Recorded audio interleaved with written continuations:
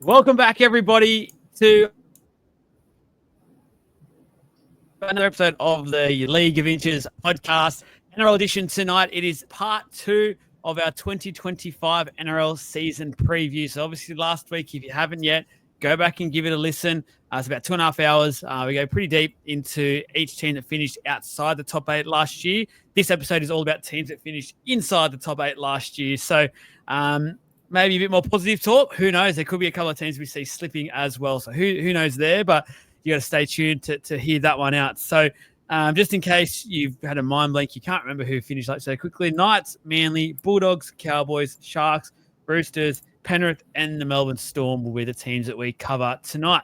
Obviously, got the boys, got Trav and Jake along with me who are ready to get stuck in and back up from last week's huge episode. I really do appreciate everyone watching, listening, your comments as well that keep coming in, whether it's social media or purely off the Facebook or podcast. Decided to get a few comments on that as well. Really do appreciate it. It does help us grow. And even hitting that like button and that share button, hitting that subscribe button as well, all goes a long way. It's all free. It all goes a huge way of actually helping us grow moving forward. Shout out before we go to the legends. Obviously, again, everyone, $2.99 per month. All this exclusive Supercoach and NRL content, 10% off merch, and double entries into every single giveaway that we do for basically every year. So make sure you're a part of that. It's a really good community that's building as we continue to go. And just lastly, the big giveaway we got this week. So obviously, thanks to Sava Sports and Custom Sports Gear, who have jumped on as our official apparel sponsors this season. They've given away 3 of our You've Got Rocks in Your Head shirts. So it's a similar logo to what we've got here. You've got rocks in your head at the back. Really nice shirts, really good fit as well. Got 3 of those to give away. And if you do, at the moment, we've got 15% off all merch. If you do buy any merch at the moment, you'll go in the draw at the end of the week to win 2 free tickets to our Magic Round giveaway at the Velveteen Rabbits. So make sure you go ahead, check that post out. It is saved to the top of our social media pages, and then just do the old tag some mates, things like that, get some entries in. That's it. Let's get into it. Let's rip and tear. My voice is already gone after that intro. So the Newcastle Knights, first up. So last year finished 8th, 12 wins, 12 losses, minus 40 points differential. The losses for this year, David Armstrong, Jed Cartwright, Tom Jenkins, Miles Martin, Fletcher Myers, Daniel Saifidi, and Anari Tuala. Their gains, Matty Arthur from the Eels, James Schiller from the Raiders. Then there's just a couple of sort of fringe sort of guys, some youngsters in there as well. So they're the 2 major sort of signings. So straight away, there's like a bit of an imbalance when you talk recruitment for the Knights, which might put a bit of pressure on the stock that they do currently have. But let's throw straight to Trav and point us in the direction you'd like to start us here with the Newcastle Knights, mate. Yeah, I've got a few. There's a few. I guess probably.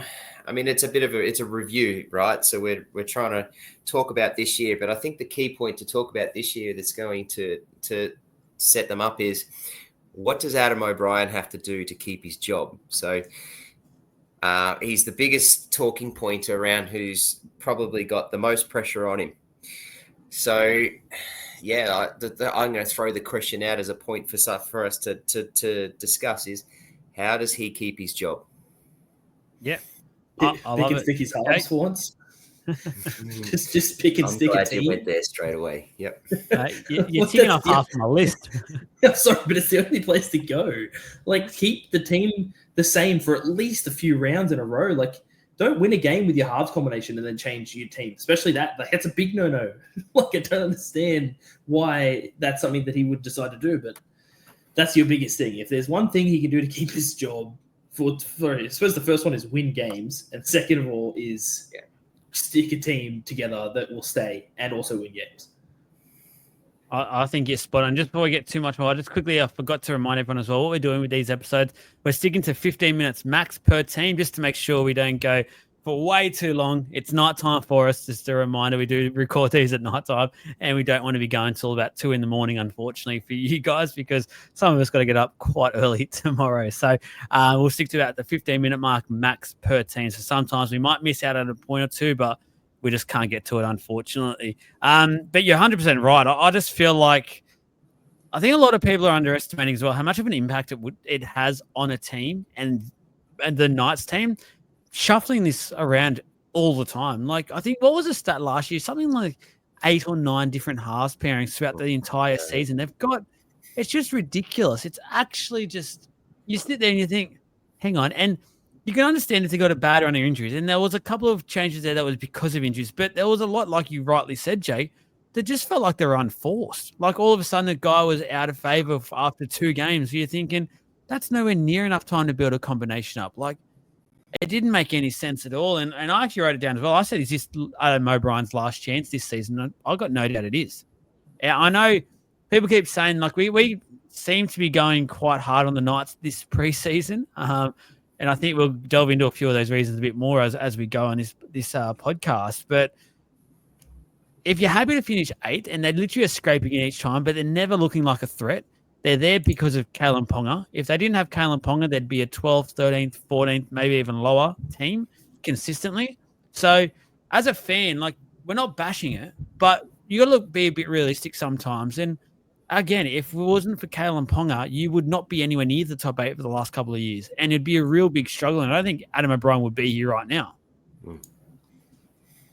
Yeah, Kalen Ponga saved his job last year for sure, right? Yeah. So the clause in his contract that 2 years now. Don't forget the run the year after, before as well. Oh yeah, when they won the 8 dream in a row run or whatever it was and that was incredible. And Ponga wins a Dally M off the back of it because of it. But like, which is just incredible. But I'm just sitting here going, like, last year that Ponga saves his job by winning, 13 games or something, and enacted the no sacking clause essentially. So, which was just incredible. And it was off the back of Ponga, and Ponga only playing 14 odd matches last year. So like, it's just amazing how reliant on Ponga that this team has. And Jake, you answered my question, which was, and I'll answer it now too, is that how does Adam O'Brien save his job? Well, the first thing is that he instills confidence in his team. He needs to stick there. He needs to stick to combinations and leave it there. You know, like there was a word around Dom Young and him wanting to leave because of the lack of combinations and the lack of confidence that he felt from Adam O'Brien. Plus, obviously, the Roosters and what they were able to play for and pay him. But like, when you've got to be able to, when you're trying to keep these guys, Newcastle's not an overly like big market that people want to go and play. It's not something people chase to go there, right? It's hard to entice players to come and engage players to come. You have to do things like that. And these little bits and pieces that Adam O'Brien keeps doing is just stuffing things up.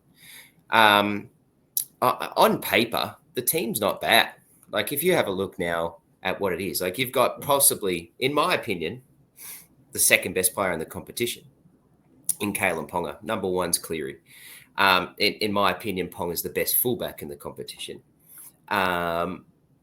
You've got Gagai. Gagai just literally turns up every single year and just doesn't age, right?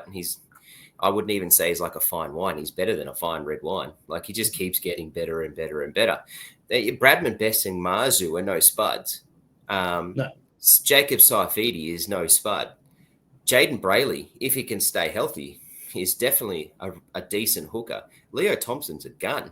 Kai Pearce-Paul is okay. Dylan Lucas, everyone's raving about. And Adam Elliott's not too bad. So, like, and that's not a bad list, right? I skipped Jack Cogger. I skipped Crossland.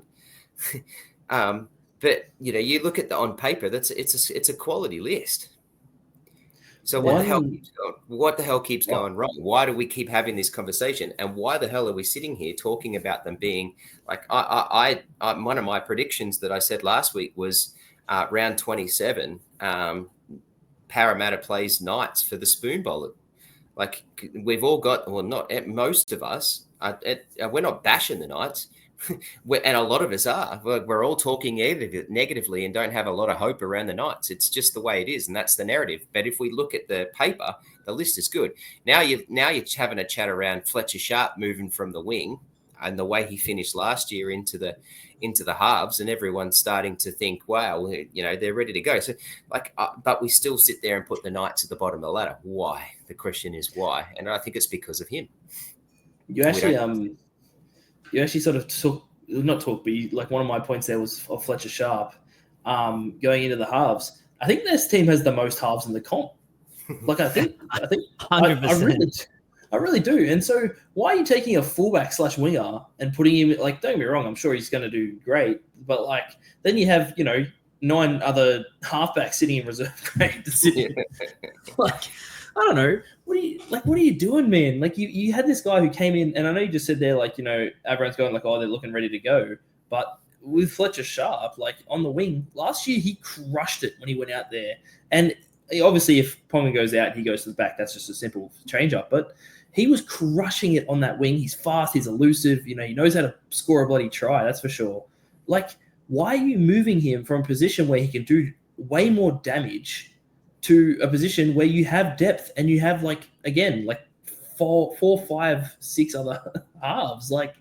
Figure out a combination with the people who play halfback first, maybe, and put them there and keep them there. I think it's also one thing I think a lot of people are underselling here. They're talking and saying, he had a little bit of time there in his junior footy, and then he's played fullback for a lot. So 5'8" and fullback similar. We've literally just seen Kalyn Ponga fail at this experiment. As Trav said, probably one of the best players in the modern game for some years now.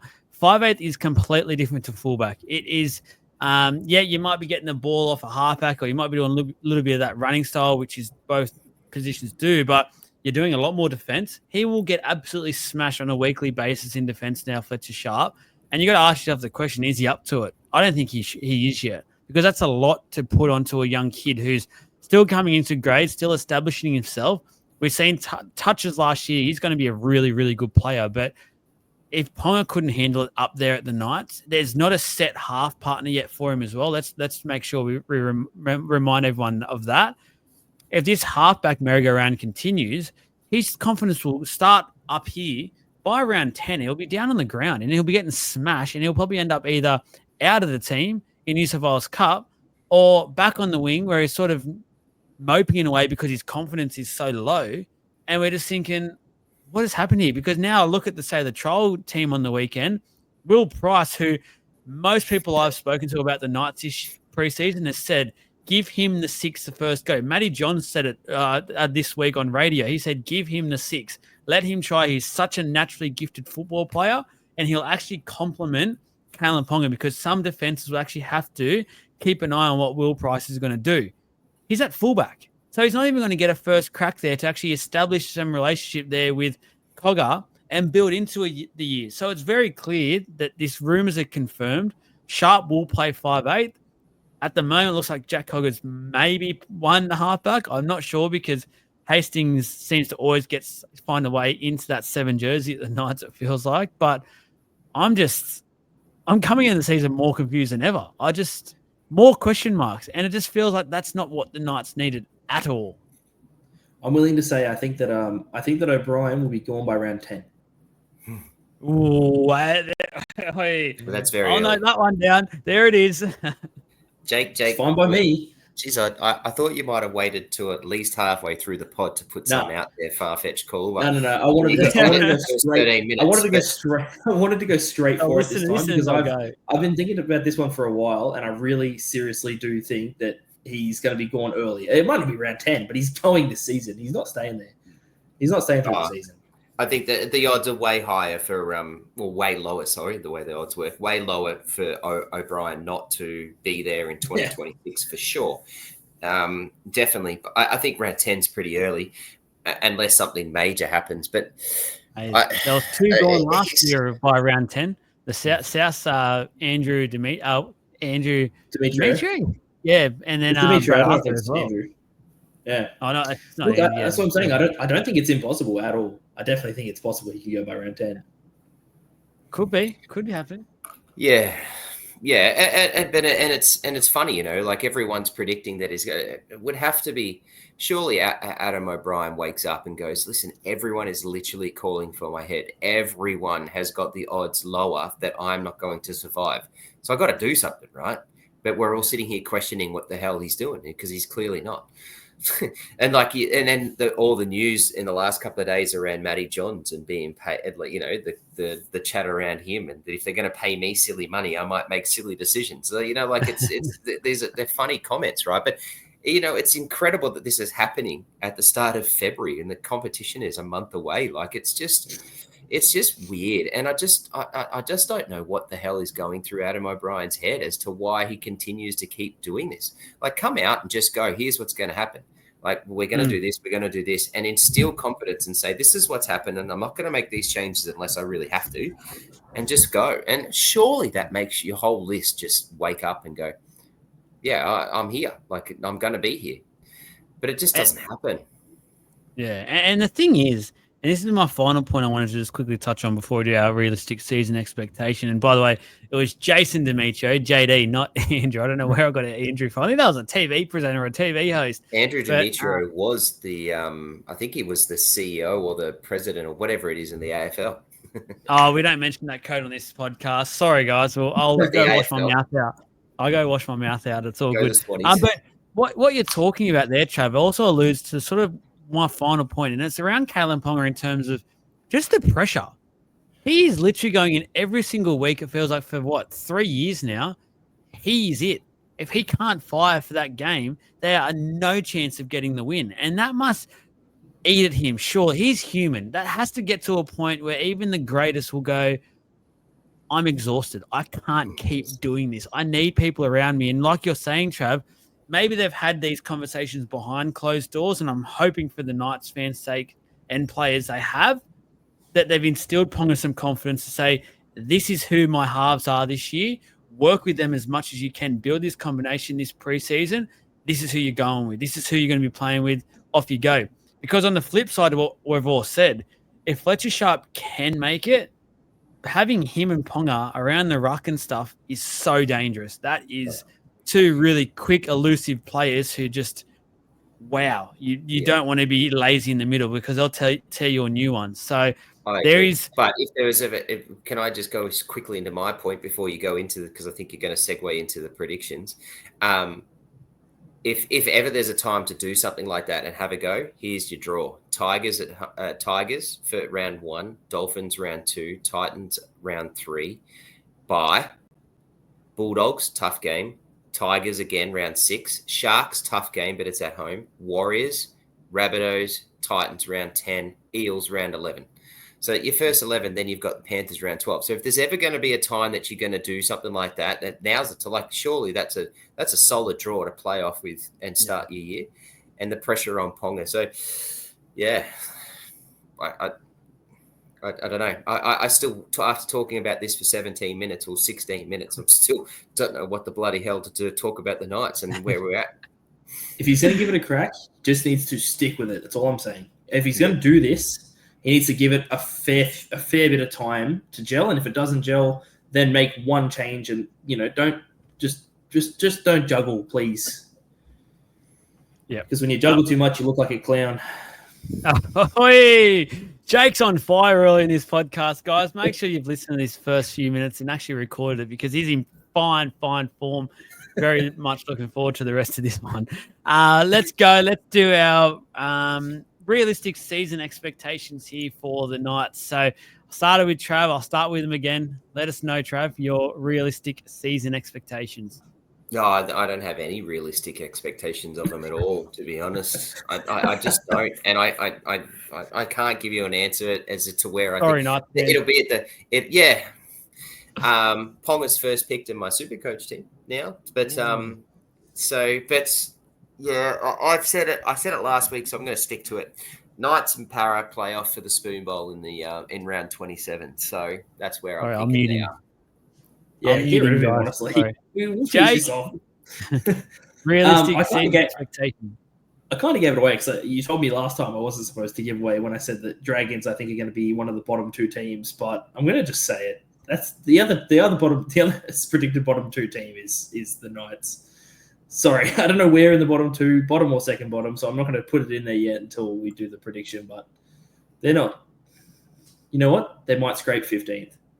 Oh, that's big. That's big. I'll say a bottom four shit fight. I just feel like this season could get very, very messy for the Newcastle Knights before it gets better. So that includes what Jake alluded to earlier. Might not be as early as round 10, but who knows? Next up, so Manly Seagulls finished 7th last year, 13 wins, 10 losses, and a draw, 113 points differential. Their losses last year, so Bailey Hodgson, Jamie Humphries, Carl Lawton, Brad Parker, Jackson Paulo, Josh Schuster, and Aaron Woods. Go catch him on Triple M. Little shout out to you guys. If you're going to have a bit of a sponsor for the podcast, come on in. And then the gains for this year, Siwa Takiyaho from Catlin Dragons and Jazz Tavanga from the New Zealand Warriors. Jakey boy, start us off. Where do you want to go here when it comes to the Manly Seagulls? Yeah, I've been looking at this one, and funnily enough, I really just don't have that much. But what I will say is, there's the obvious one is, can Tom Trbojevic stay fit? But I'm not just going to go there. Can we keep all three Trbojeviches? Can we keep all three Trbojeviches on the field for a long amount of time? That's what I want to know. Because with all three Trbojeviches on the field, they are one of their best. Like, they're at their best, I think. I including Ben. I think he's a gun. He just doesn't seem to stay on the field for long enough. Just injuries or whatever. But when all three are on the field, I think they're the best. And obviously, we can always go back to Tom. Tom's injured every single second game. So if he can stay, can he find – I don't think he's ever going to find the same form he did in, 2019, I think it was, or 2021. Whichever one of the years it was where he just went crazy. And he's never going to find that form. But we know what he can do when he's on the field. He's a freak. He just needs to stay on the field. And we've said it for years now, but he just never can. So can he do it this year? I'll call you out a bit here, Jake, because I had the same thoughts in our Supercoach pod. And before we did the preview here, I just quickly looked at Tom's numbers last year. He actually ended up playing like 20 or 21 games out of the 26 or 27. So he had that little chunk during the season around Origin, I think it was, when he was out.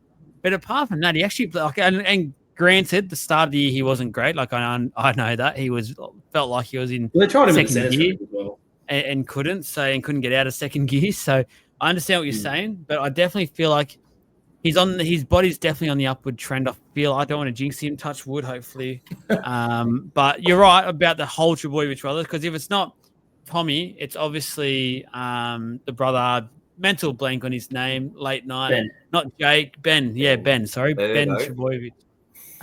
Burbo. And he's been, I think, when you look a bit further into this, their edge back rower depth isn't great this year. So he will be expected to do a bit and play consistent football to help out there, because when he's playing, he definitely has a bit of talent there. So they can definitely use him. And then Jake, obviously Jake's just the inspiration there. He's that heart and soul of that club. I know DCE's there, but Jake's different. He's just that guy that what you'll get every single week out of him, no matter what. He'll hit you, it'll hurt, and he'll get up and shake your hand and say sorry afterwards. So just a great guy, and really typifies Manly, and they need him out there. So, Trav, you got something for Manly? Yeah. I think the expectation should be really high for them. They've got the list to push any team on their day. They've got the attacking power to literally stand up to anybody, and their defensive side of things is strong too. So I think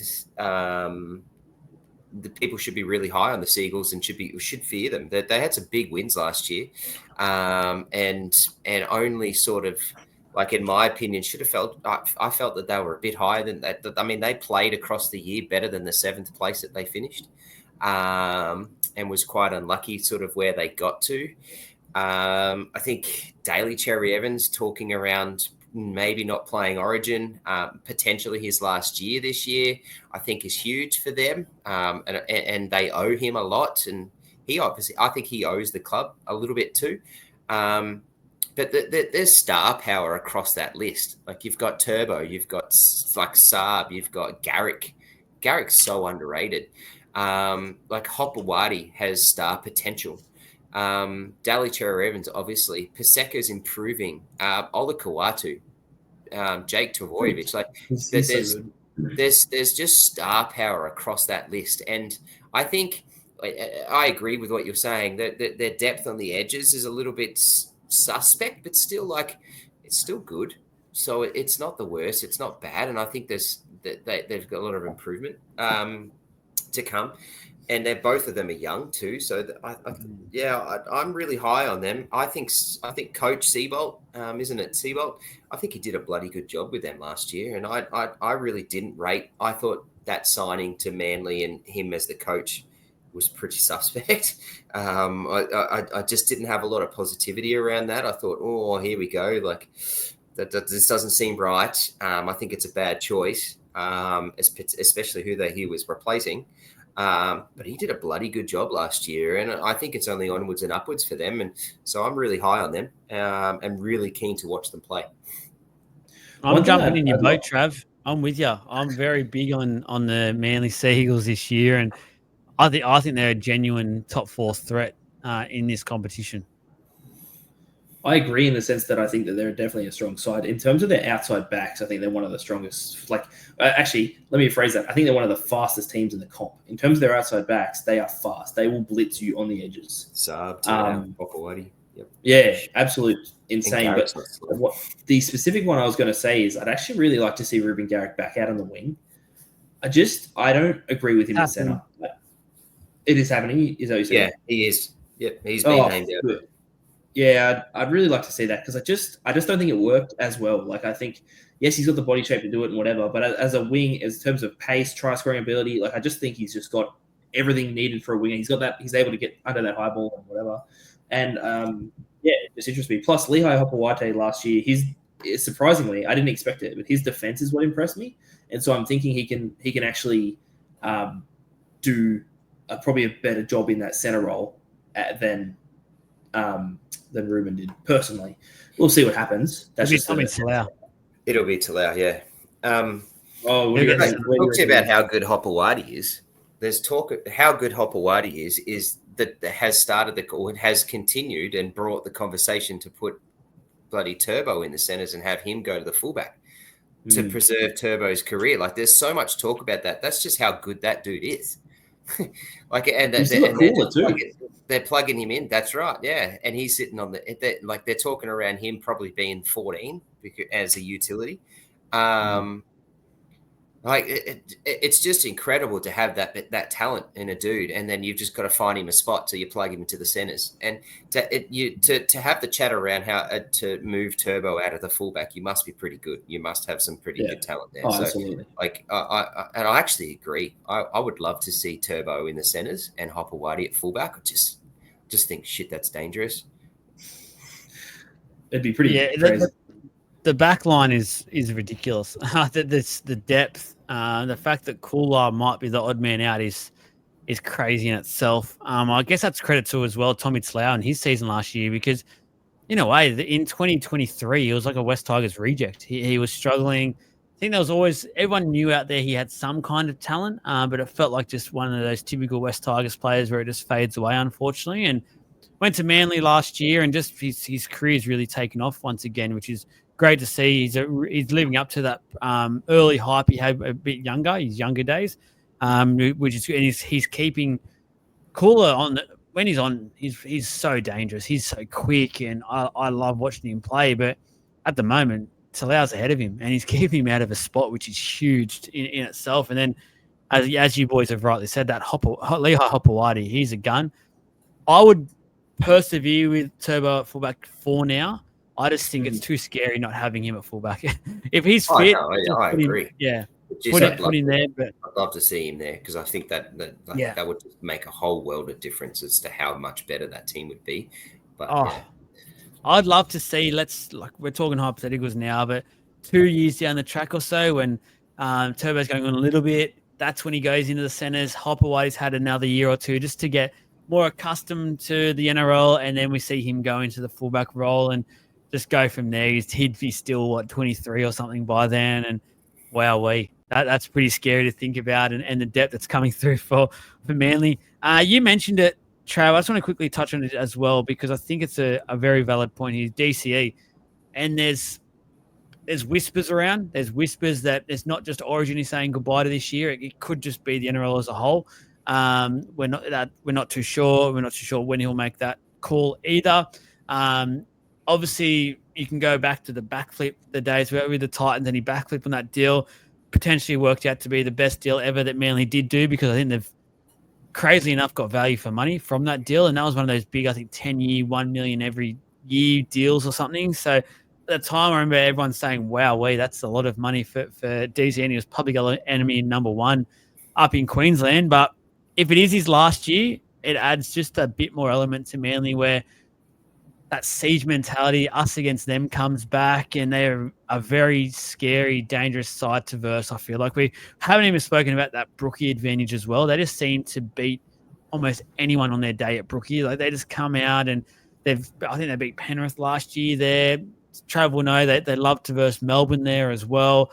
It's just that any of those big teams come, and then they can easily bash up some of those weaker teams and put 50 on them within about 60, 70 minutes of football. So they're a dangerous team when they want to be. And I just think with that DCE little potential carrot dangling over, it's his last year.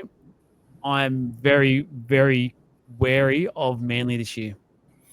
Mate, and to start the season, they couldn't have a better run. A lot of home games. Cowboys at home, Warriors over in Auckland, Raiders at home, Para at home, Storm at home. Like that's a tough game, but still, like they're known to beat them, as you said. They'll win that. Sharks at Optus, Dragons at home, Penrith at CommBank, a bye, and then Sharks in round 10. Like, I mean, there's a couple of tough games there, but it's the competition's tough, so you got to throw that in there. You can't have an easy run every week, but that's a good starting 10, right? So that they could very easily be top 2, top 3, if not top of the ladder by round 10, and Manly are flying, right?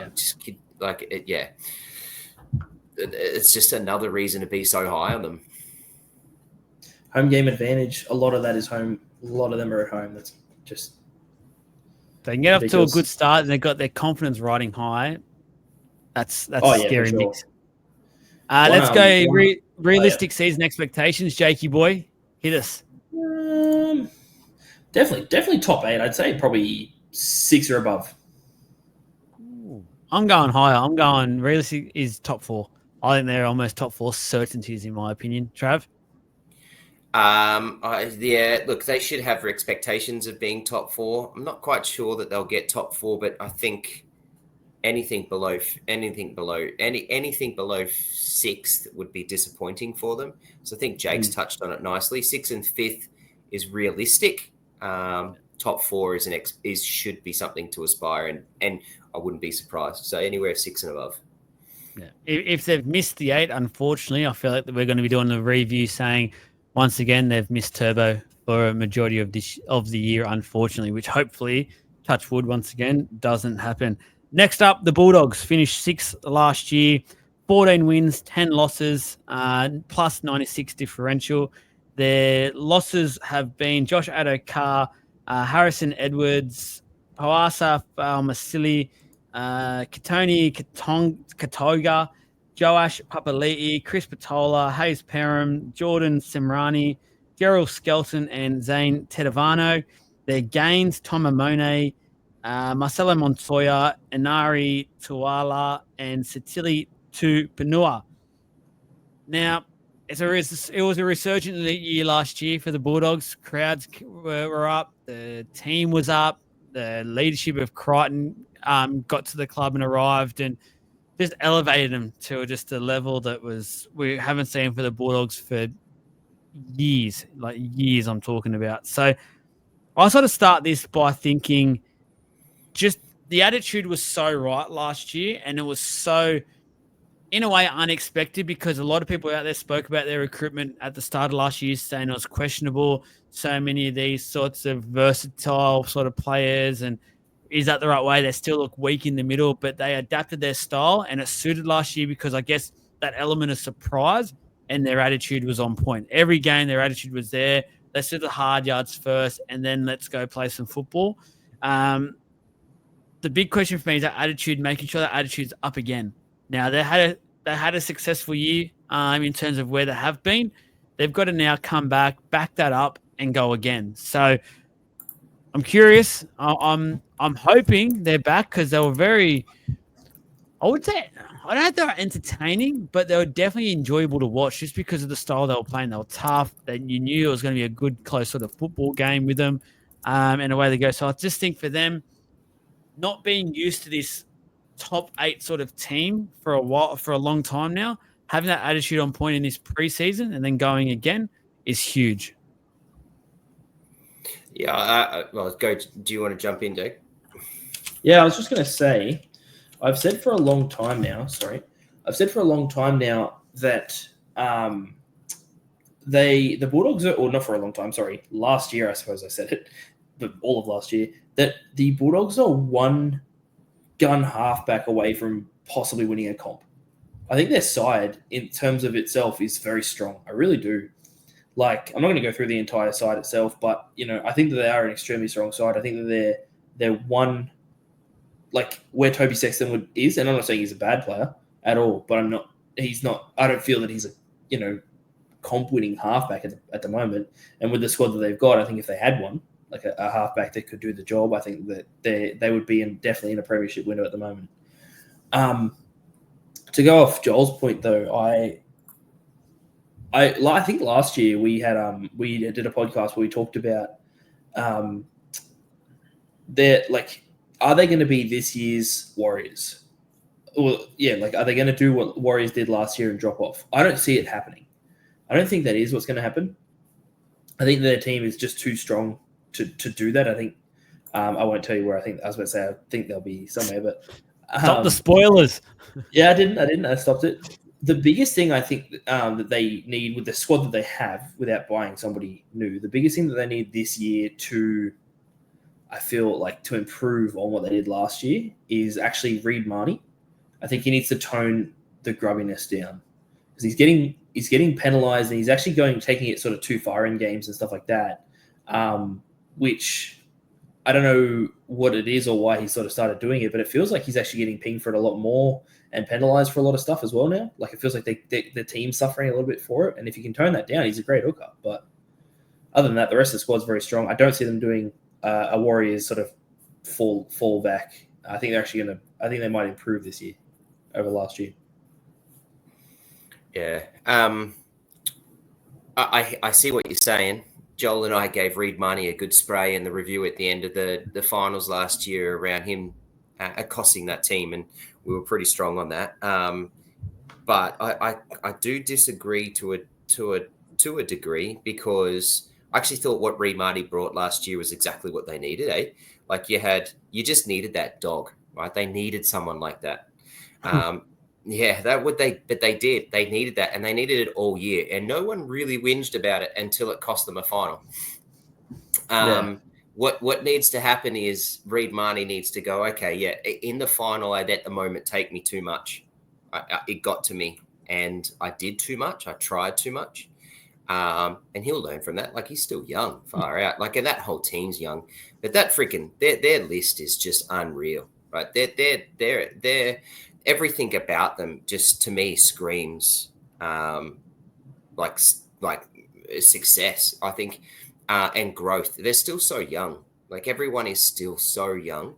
And then I'm just so keen to just see what Crichton can do in another year, right? So I put it back of what happened last year a lot on Crichton. I think he just stepped in, took that Panthers mentality, and entirely changed that whole organization. And I think he was the orchestrator of a lot of that. Now he's the captain for a whole nother season, for a whole preseason. I'm so eager to see that storyline and what he can do. So I think I'm so keen to see how Serraldo improves, because I think you're right, Jake. It's very, very real. what the Warriors did in 2023 and then fall away in 2024 can happen.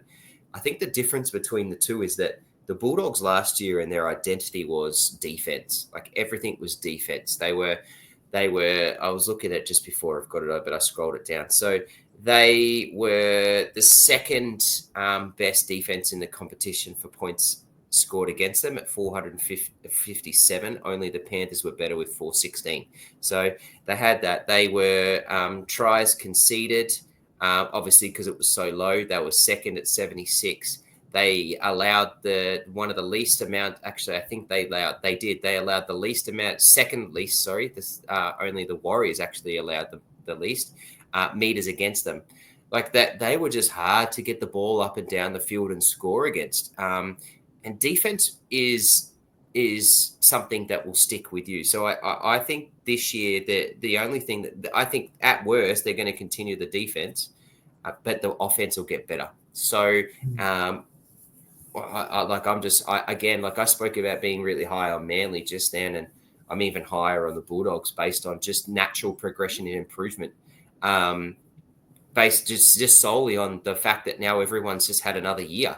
Like, they've had another preseason, and that's immense. And I just think that although Kickow won the 2024's best player of the year or something, I think he won that or whatever happened there. I think he did win something, or he was very high on that. I actually think he had a poor year last year for what I believe a Kickout, how much I rate him. So I just feel like he's got a bigger year. And if Preston stays healthy, that whole team is set up to be, he'll set that whole team up. But there are two underrated signings. Like one of the two people that I think, one of the big things that the Bulldogs and people spoke negatively about the Bulldogs is their pack and what can happen. And I think Amon and Tupanua are going to make huge, huge strides to their pack of what they can do. And I think they're two very underrated signings. So that they added to what they needed and are going to improve. And then I'll touch quickly on what you're saying, Jake. I think every team other than Penrith and the Storm are a halfback away from a premiership almost. That's an interesting Manly. call. Manly and they're para with Moses, but it's an interesting statement. I don't think there's anything. I think what Toby Sexton did and how he came through and finished the year last year was really good. So I think he's ready to go. So I'm not concerned about that. He couldn't have done worse than Hutchinson. I'll tell you that. I tell you where I'm a bit. I don't know. I still can't work the Dogs out this year. I'm having a bit of trouble because I've got half of me that's on Trav's boat and I've got half of me that's on Jake's boat at the moment because I know where Jake's coming from with it, and I look at it, and there's two things that point out to me straight away. It's the 1 and the 7. And now, do not get me wrong, Dogs fans, and don't come at me because they both had great years last year. My problem with that is, or my question mark for them is, we haven't seen them do that consistently so far. So this is year 2 for that. This is year 2 where opposition will have a better plan for them moving forward. Will they be able to come up with better options? Do I think the Bulldogs can win a competition with this 1 and 7? No, I don't. Do they need to win a competition this year? No, I actually think they'll be stronger next year once Leo Thompson gets there. I think that's the year to push harder for an upgrade in that 1 or 7 jersey. I don't think they can get both. They can probably get one. We'll see what happens there. But for this year, I don't think a premiership's realistic. So the other question mark is that young gun that got coming through, Mitch Woods, the halfback there for the Dogs. And it's going to be interesting how this season plays out because if they get to a point where they don't think realistically they can win a comp, do they go early and do they just start blooding him for a look into next year and moving forward? Because I've got no doubt he's probably the answer at 7 and they'll look to recruit maybe a fullback moving forward. I would be looking at Mitch Woods and going, this is the guy we've got. Let's keep building around him. Just a question of when you actually press go because that defense, if they come this year with that defensive last year, they'll win more games than they lose. No doubt about it. They'll make the top 8. It'll just be about because my worry was this year when those last 3 games of the year where they started to verse that good opposition that were in finals mode football and then in the finals, to be honest, they failed. They didn't reach that level that they were supposed to. They had that game won against Manly. They just completely fell away. We spoke about Reid before. We won't go back into it, but he let that team down so much, I felt like, and just felt it took 10 minutes to lose everything that they took advantage of that year and learn, and it just all evaporated in 10 minutes thanks to almost one player. And it sounds harsh, but I think that's what set him off. That one stupid play he did, and then it just domino effect. So I'm very, very curious to watch the Dogs and how they start the year. Watch how teams treat him as well, because that element of surprise as I started this one with is gone. So it'll be interesting to see just how teams approach playing the Bulldogs. They've got a better way of breaking that defense down because throughout the whole year, I felt like they were top 3, 4 in the competition for defense. And I think at times they were leading the competition for defense. So keep that up, and it should be a decent year. But yeah, again, I'm just so up and down. So I guess to lead into my realistic season expectation for them, I'm just going to have to go top 8 fight. I think they'll be in around the top 8, and that anywhere between 6 to 10, I could see the Dogs finishing this year. Just don't know where. Trav? I've got 2 predictions. No, I don't think they'll win it, but I think they'll have one loss by round 13. Just one? Yep. Do you want me to talk to you through the draw? You love this one. I'll go again. Yeah. So Dragons away, Titans at home, Eels away, Sharks away, Knights at home, bye. Rabbitohs at home, Broncos in Brisbane is the game I think they'll lose. Titans, I've got 2 other losses before that. Raiders, Roosters, Dolphins, round 13 bye. I think they'll only have one loss by round 13. I've got them top 4. I think it's only up better. It's only further up. So I've got 2 predictions: is one loss by 13 and top 4 by the end of the year. And I think realistically, the prediction should be 1 win in the finals. Jake? I've got them from 4 to 8. I think I don't see them getting any better than. I don't see them going 1, 2, or 3. I've got them 4 to 8. One thing I did want to add to your point really quickly before we move on.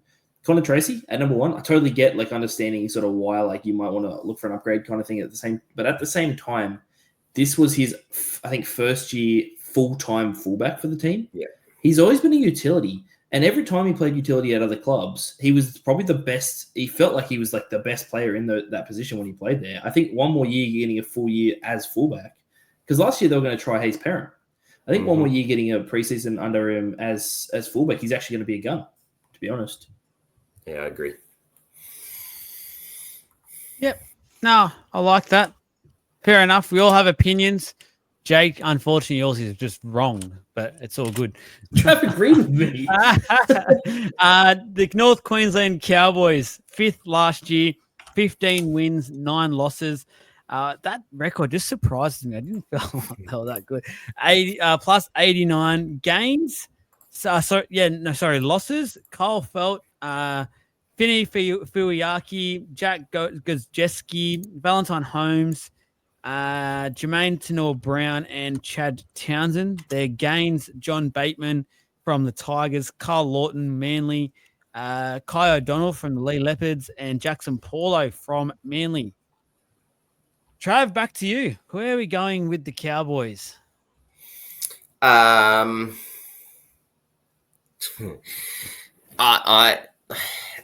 often did we talk last year and we're like, oh, how? How did they finish 5th? What happened? To me, this season rides back on the back of whether they can find some defense. If they can find some defense and stop teams, I think anything can really happen for the Cowboys. I don't think realistically anything means a premiership, but I think anywhere from staying from 5th, pushing a top 4, or at a minimum, staying in the top 8 is realistic. They have to find some defense. The loss of Val Holmes and Kyle Felt, which is basically all of their scoring power last year, is going to be felt. So they have to be able to find some defense to cover the scoring power that's not going to be able to hang around. they'll still score, but not like they did last year. So, defense to me is the real key, and Peyton really needs to wake up to it. Jake? No, I agree with those points. One thing I'll add in that I think with the defense side of things, I actually think the main issue wasn't immediately defense. It was actually just consistency across the board. Like they would have a game where they look like the best team in the world, and then the next week they look like they'd never touched a football in their lives. And I just don't know why that was sort of happening. So it's like, they'd throw a few games together kind of thing, but it felt like it would be a few games together for a guaranteed loss after that. Like you knew they were going to lose a game sort of coming up kind of thing. And but I do agree with Trav in the sense that they have lost a lot of scoring power this year. Like there's two big losses in those two players for them. They did gain John Bateman. A lot of people are very off him. And I hate to say that I do agree. I just don't think he's providing with as much as he did when he was at the Raiders. At the same time, I'm willing to be proven wrong. I feel that he could come out and I feel like he could do anything because he was at the Tigers, and you know what people do when they're at the Tigers. We all know that. They kind of waffle, but they waffle. My big talking point, I suppose. Yeah, I know, right? My big talking point is actually number 7. In what will happen? Will it be Duffy? Will it be Clifford? Will that be something that changes too much through the season, or will it stick? We did the Knights podcast a bit earlier, Jake. So they're the only team that does the halves roulette, hopefully. Oh, so. Right. I was thinking, did I put Duffy in the wrong side? What am I talking? No, you're right. You're good. I agree that obviously Holmes and Feld are huge losses for this side. I just keep looking back at that record last year. It just completely blows my mind. 15-9. It just felt like they were like a 12-12 side at best. I don't know why. It just felt like they were off the pace for majority of that year. Yet here we are talking about, and got to give them some credit that they finished 5th and well done. But I think you talk about those 2 losses, and I do agree. And you've both already. I don't need to say anything more about those. And I think everyone out there knows huge. They do have some good kids that I want to talk about in a second. But the other one I want to point out is Kuli Kefu Finifiuyaki, who is a huge loss, I feel like, for them as well, because he's come on the last year or two, in my opinion, to get to that stage where he's sort of demanding a starting spot, which he should be getting now at the Dolphins. And now with that loss of Hillam Lukey, which is huge for this year, which hasn't been spoken too much about, I think it's been forgotten about in a way, he would have slotted straight into that spot. I know they've got Bateman there now, but I think Finifuyaki's become a really good player and gets some consistent minutes into his belt. And I know super coaches love him, but in an NRL point of view as well, I just think he's sensational. And I think the Cowboys would love to have him right now. And tell them what would have happened this off-season. I reckon they would not have sold Finifuuyaki and they would have made sure that they kept him. But hindsight's a great thing. I want to talk about these kids because you rightly mentioned a few of them there, Jake, and Zach Labert's coming back from a season off, basically after just a couple of games. He got a taste of it last year. I think everyone knows this guy is going to be a really good outside back. If he can get consistent time this year, I reckon he'll finish the season sort of a top 10 center or maybe even further up that list by the end of the year. I think he's got a really good chance. And they've got some of these kids that are out there. So you've got like your Tom Chesters, your Robert Derbys, Harrison Edwards is a good young sort of forward they've got there from the Dogs last year. They're just some good sort of young guys, especially in the back line, that are waiting for that chance. You feel like they just get some consistent football under their wing, and they'll take it with both hands, and they could make this Cowboys team. Because one thing we've seen a lot last year is when these kids get their chance, they grab it and they just dominate. They just have this breath of fresh air, and it helped a lot of these teams throughout the years. So maybe that'll have the same effect here at the Cowboys. And these young guys that, especially in the back line, have this energy, just wear off on this team, and they just elevates them to be that top 8 team still and get a similar record. We might be looking back on now. What happened? Yeah. But I know, I think it's exciting. Yeah, I think it is too. I really do. I agree. Like you've said, you talked about Laybutt as a young one. You got Purdue, you got Duffy. You spoke about Derby. You said Chester. Like there's a plethora of young guys who are ready and chomping at the bit, ready to go, and a few of them coming back from injuries and still that young. So like they were still in and around the club, right? So whilst you're not playing footy, like a Laybutt was off for an ACL injury, I think, wasn't he? So, and has missed a year, but he's still around the club, right? So he's still learning, he's still watching, he's still in the watching tape, he's still doing all those things. He's not your young rookie who's just coming out of the juniors, right? So, that's a massive luxury to have. Plus, add some of the experience coming back, like a Cohen Hess is really going to shore up their pack and make a big difference. I think their 7, Jake, is Clifford. And like I know Duffy's being spoken about at 7, and I get it, but I just the games that Clifford played, he was pretty good. I think Clifford's just very underrated for what he's got. But he's obviously got his career on the line, I think, knowing that Duffy's there. But I think that 7 spot's Clifford. But I think the other point, and I'll go a little bit here to another point, to a segue to another point is to my point is this team's built around Dearden. I was waiting for it. Yep, the dude's a freak. Like I don't see how anyone could not disagree. How anyone could disagree with me around how that team is built and what he can do. Like this guy is so young still. So you want to talk about young guys? Like here's another one, and yet he's a freak. Like, and he just showed us in Origin last year how good he is, and then on the international scene how bloody good he is. Like this he's ready and raring to go, and I'm so excited to see what he can do and how he can lead this team and step up for moving forward in 2025. And I really think Dearden's like I've got him as a bit of a smoky for Dally M, and I still very high on the Cowboys. And like, as you said, my mind's blown as to how they've won these games, but they have.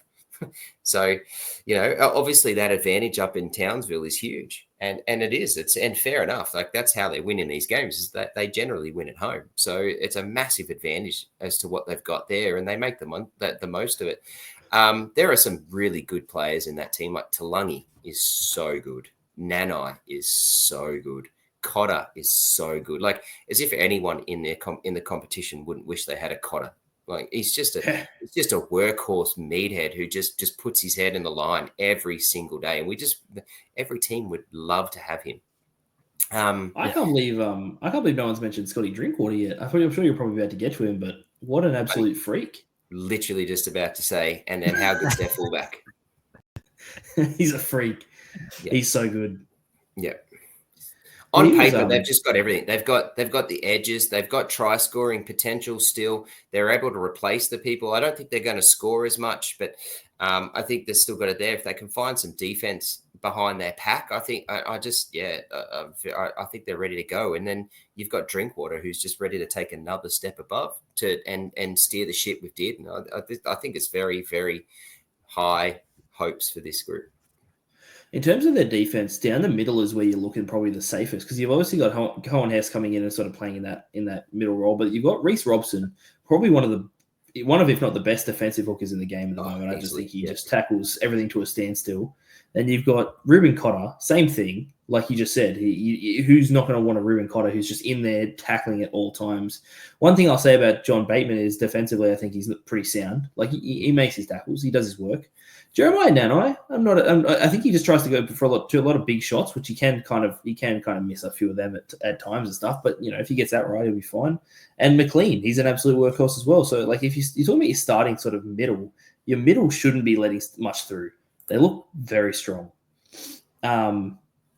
Your edges, and especially you got Tom Dearden, who has shown multiple times now, just because he's small doesn't mean he can't tackle. The guy will put his body on the line in making a tackle, and he'll chase someone down too. He's got freaking highlight reels and his highlight reels are bloody defense, man. They're great. Yeah, no, it's unreal.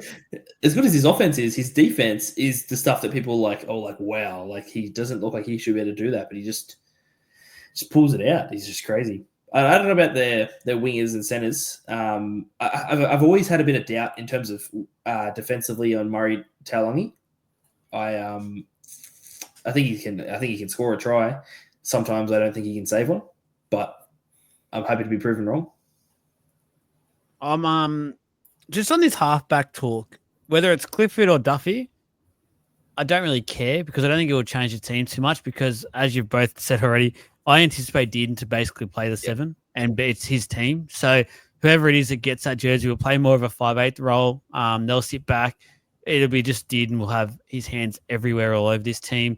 And then Drinkwater will chime in and help and assist when needed. So in a way, I just feel like saying that, I know what you said, Trevor, about Clifford, but I'd almost go then towards Duffy if that's the way they're going to actually play, because I just think his support play might be a little bit better. I think he's a little bit quicker as well, so he might be good to get in that link support and things like that. So perhaps Duffy might just have his nose in front, and I think that's a couple of the rumours I have heard in recent times, hence why super coaches have gotten all over him. But who knows? Again, they're very close in the pecking order, I think, in that race, and as we keep saying, it's going to be Dearden's team. Very keen to see. And if I think Trav's prediction there, bold one, and it's a spoiler alert for one of the posts coming up for our bold predictions as we get closer. But Tommy Dearden for a Dally M could be right up there. So interesting what he does as well when it comes to Origin, and if he does play and where he plays, because then you've got Munster coming back fit, and then you obviously got, if depending on what DCE does, that might help DCE make his decision, knowing that Queensland have 2 quality halves still. Who knows? But anyway, our realistic season expectation. Back to Trav to start with this one.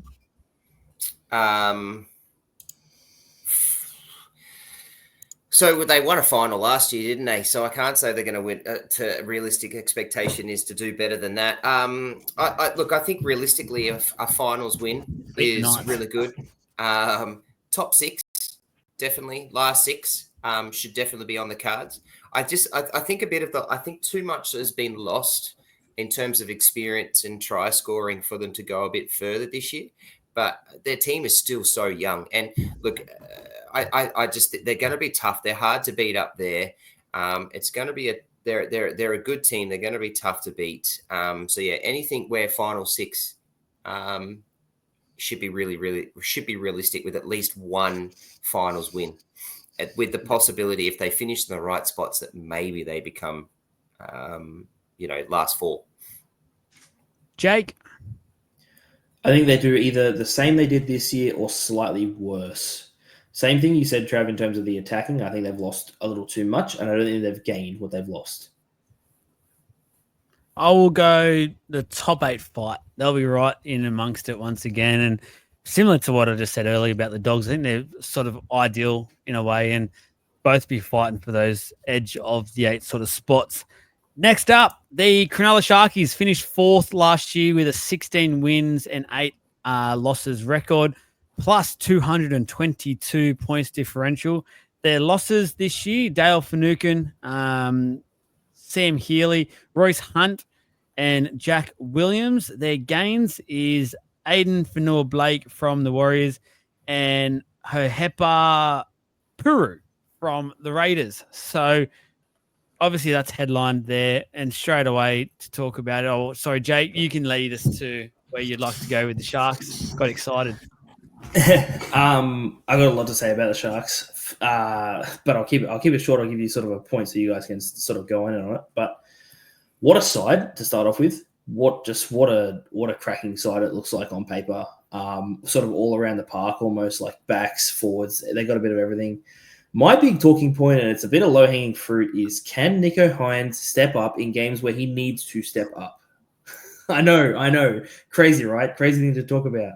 But it is what it is. Like, he's now got the team around him where there's no excuses either. Like, I know he did last year as well, but and I'm not even talking about like in the finals or in the high-pressure games, and you've talked about how you don't need to play Origin. Fair, fine.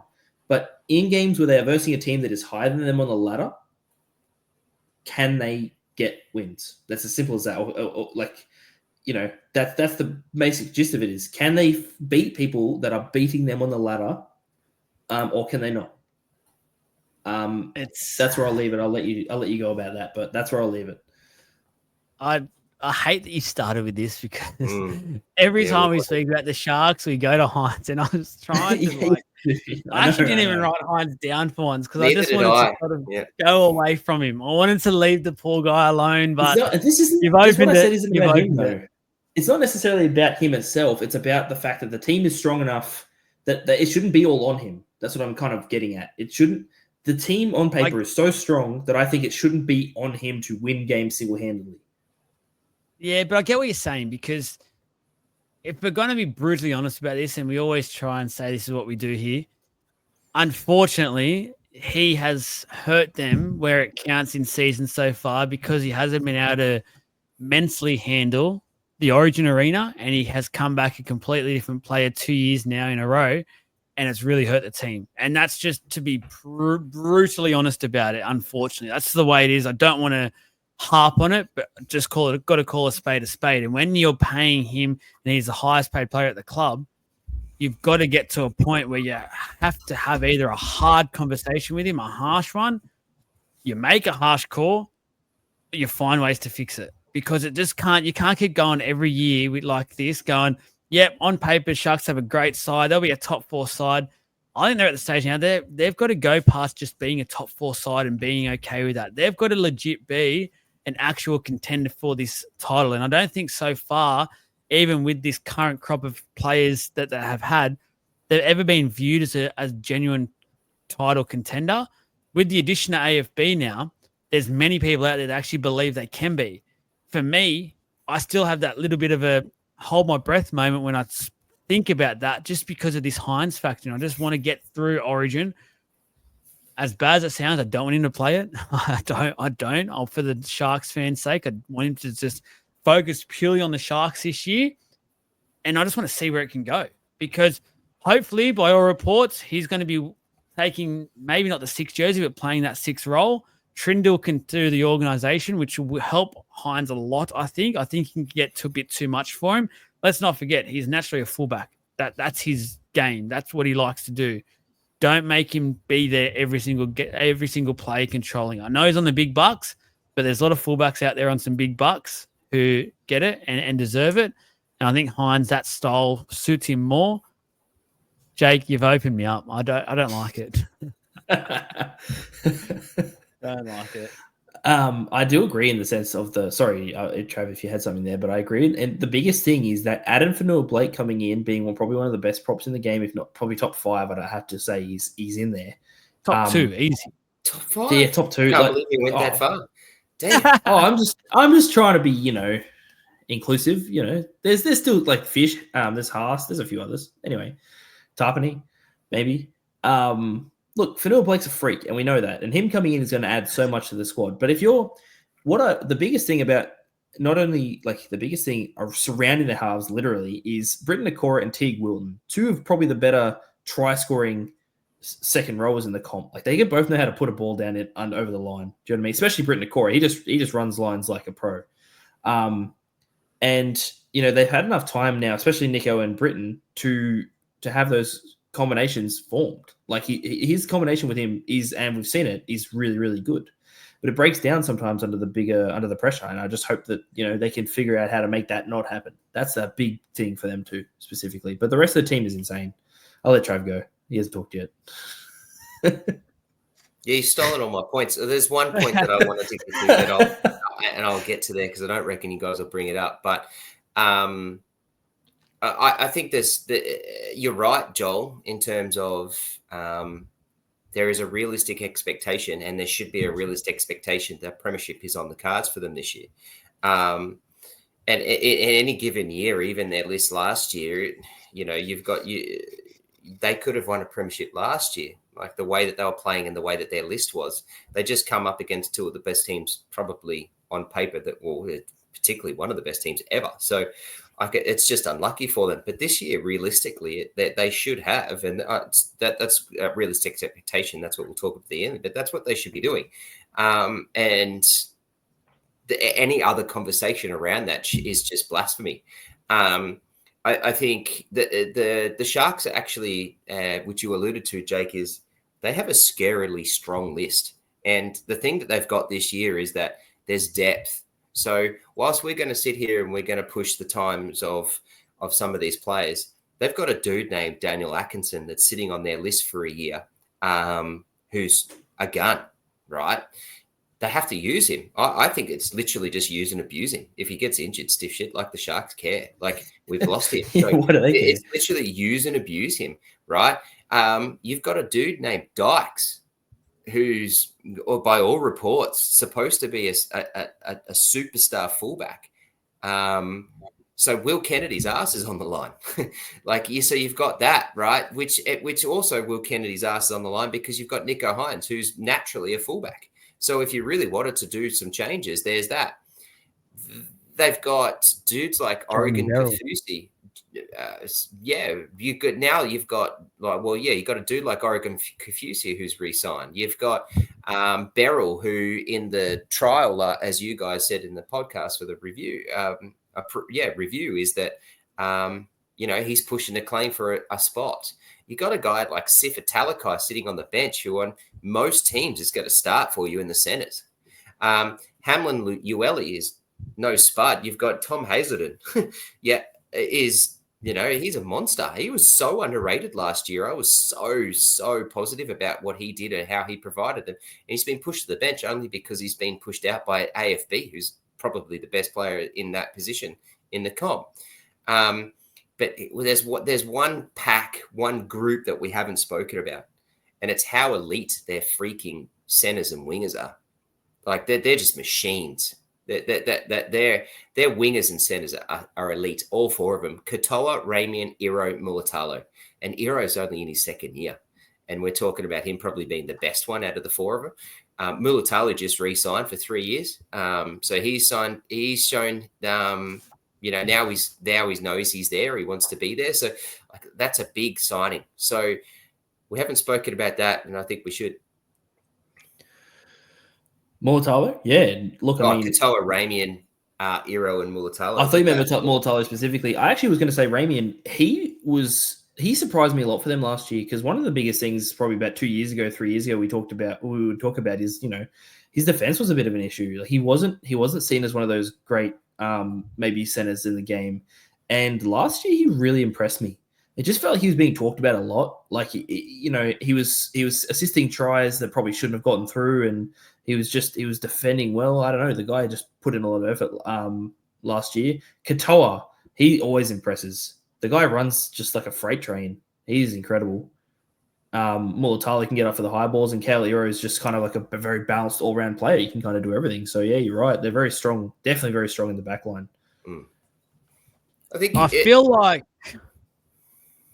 I want to try and come at this with a glass half empty for a second and just mix it up a little bit, because devil's advocate, I love it. Everything you've both said, absolutely agree with 100%. But it's also, for mine, in a way, a slight worry where they've had this pretty much same team now for 3 years. It's going to get to the point now where this might be the final year where you go, unless they can genuinely do something this year, and I'm talking grand final, maybe they can sneak away with looking strong and getting to the prelim and losing to maybe the Storm or Penrith. That might be okay and actually put up a good fight. There's only so long you can continue to go through yearly, not change your roster too much, keep putting into these players and not getting the end goal, I guess. And this is what we keep talking about with the Sharkies, that they need to be at the point now where just being a top four team isn't enough. It is premierships. It is getting back, being that premiership team. AFB now brings them that dog. AFB brings them that mentality of, get out of my way. We are the top dogs here. Respect us, and we will basically just bash the crap out of you, and then we'll go and put 50 on you. And we're a team that will be able to do that on a weekly basis, basically. So if they come with that aura, and the best thing with the Sharkies, and I remember saying this last year a number of times, watching how close they were as a group and as a club for that first 10 to 12 rounds, it was something that I think every club was jealous of. They were so tight. They were doing everything together. After the games, they were huddled up as every single player out in the field in front of their fans. They'd go out and spend time with their fans after every game. I seen it firsthand at Magic Round. They were the only team that actually ended up going around to their fans, even though the NRL was telling clubs, go straight back. It's all good. No, they made sure they went there. That is huge. And if they can come back with that aura and that mentality this year with this addition of AFB, wow, it's a very good team. But like I said, I just think this is a huge year because Fitzy, for mine, has been a little bit stubborn with this lineup for a bit now. And there's huge question marks around Will Kennedy. And I don't want to be too harsh on the bloke, but he literally, for mine, if he does get named to start in the fullback jersey this year, he's got 6 rounds to make this jersey his and actually show that he's a fullback and can be the fullback that delivers them a premiership. Because I think if we go back and look at the teams that have won the premiership over the years, over the last 10 years, we obviously know Dylan Edwards has been huge for Penrith, but go further back for Teddy and things like that. All these fullbacks have had huge performances, not just for the grand final, but been probably one of their best players the whole year. Is Will Kennedy up to that? I don't think so. The guy I think is up for it is either Kay Dykes, as Travis alluded to, who I just think needs some solid football and his body to stay fit, or it's that change of Nico Hines and take advantage of Atkinson for one more year. Yeah, I think it wouldn't be the worst idea to do that, to be honest with you. I actually would love to see Nico at the back and Atkinson, because I think Atkinson's wasted sitting on the bench for him, to be honest with you. The guy's a weapon. And when he was on with it for them last year, they looked great as well. So it's something I don't see happening, but I kind of would just love to see if they like tried it out for a few rounds. If they're in a lull or something, I'd love to see like them test it. Yeah, I've said it plenty of times. I think, I don't know why you want to play the devil's advocate. I think everything sort of says that the Sharks can only improve. Like statistically, in all of the real attacking, in good points, they were top 8 and above. Like points scored, they were 4th. Tackle bus, line breaks, runs, tries scored, offloads, like they were at least top 8 and above. So that can only get better. And then their defense is incredibly underrated, other than the fact that they made a lot of errors. And we spoke about that in the review at the end of the year. Was one thing that really hurt them was the amount of errors. They were the 3rd worst team for errors. Other than the errors, if they can knock it and figure out how to continue or how to fix those errors, and Trindle and Nico Hines can line them up and set them up properly, anything could happen for them. And so we should be really, really excited about what the Sharks could do. And as you said, rightly said, Joel, there should be expectations of premierships. That it should be. Yeah, I agree. Let's go realistic expectations. Jake, kick us off. Top 4. Somewhere in the top 4. I don't know where exactly, but top 4. They should be. I'll go a bit further. I will say they realistically, top 4 not enough. I will say top 3. And I will say they need to be looking on par for most of the year with the Storm and Penrith. That they should be having that sort of expectation about them this year. Trav? Realistic expectation is obviously top 4. I think that's almost a non-negotiable. But their expectation should be a grand final. Yep, I respect that one for sure. I think I agree. The Sydney Roosters, here we go. 3rd place last year, 16 wins, 8 losses, plus 275, which was the best of the competition last year. Now, their losses, bear with me because, as we all know by now, there's quite a few. A small list. Michael Jennings, Luke Keary, Joseph Manu, Terrell May, I don't know. Lewis Murphy, Dylan Napa, Joseph Suali'i, Satili Tupanua, and Jared Waria Hargraves. Their gains, Chad Townsend. No, that's not a spelling error. That's not a typo. They have replaced all that with Chad Townsend. So obviously Mark Wingatasi trade, I reckon, at the end of last year, so it's not part of this recruitment, but he's effectively a new signing, I guess. So I'll put him in the list for now just to be nice to him. But that's it. Now, I obviously the huge talking point And I want to go a bit differently with this one. Is the recruitment. The losses far outweigh the gains. And I don't remember the last time where you could see this from the Roosters where they've either said we're not signing him, which I just find so hard to believe because they were in the market actively, like for David Fafita, for instance. Got him, didn't have him. Who knows? Have they started to lose their aura? Have they started to lose that whole, if we just throw the checkbook at someone, we'll get him, no worries? Like, are players starting to look elsewhere? Like, I'll use, for instance, say Stephen Crichton. Obviously went to the Dogs last year, but in years gone by, he's sort of that player you'd just think, oh, yeah, he'll just end up with the Roosters. Roosters will give him whatever he wants, basically, and off he goes. And obviously they got Reece Robson for next year. Doesn't help this year. Like, they're not a club that normally... Don't forget David Fafita's backflip. Well, I've already said that, so... I must have missed it, sorry. I'm wondering if that aura of the Sydney Roosters is gone. And if it has, that's huge because we know notoriously they haven't got the best juniors, that they haven't so far. So if this whole big checkbook isn't talking as loudly as it has done in the past, I'm a bit worried. Obviously, we do know they're waiting and hoping to get Manu back mid-season. I even think that's huge danger because you're basically waiting for one player, leaving almost $1 million in your cap, a spot or two in your cap. By then, and with obviously already Brandon Smith, and you've got Sam Walker as well that's out for mid-year at best, your season's already gone. And what, he's going to come back, Manu, and help you get from 15th to 10th? Coming into this year, I have absolutely no idea what the Roosters' plans are, and it is just boggling my mind. About the Manu one, that one kind of is funny because it kind of screams desperate. Like you were saying, like, have they lost a little bit of aura? That whole Manu thing about waiting till the middle of the season kind of screams like an ex that, you know, that you're like begging to get back together with. Like, it kind of screams like just desperation, honestly. Like, it does. Like, they're sitting there waiting for a half a season to get this player back that left, you know, to give you more money or whatever. Like, I don't know. It just screams like, please come back. Yeah. About the aura thing, funnily enough, I think you're right. I think they have lost a little bit. And, you know, I think it's gone to the Bulldogs because they just feel like they have an unlimited salary cap and can sign whoever they want. So,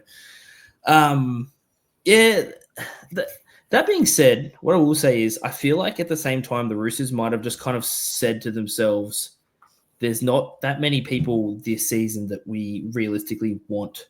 And I've actually had a look through.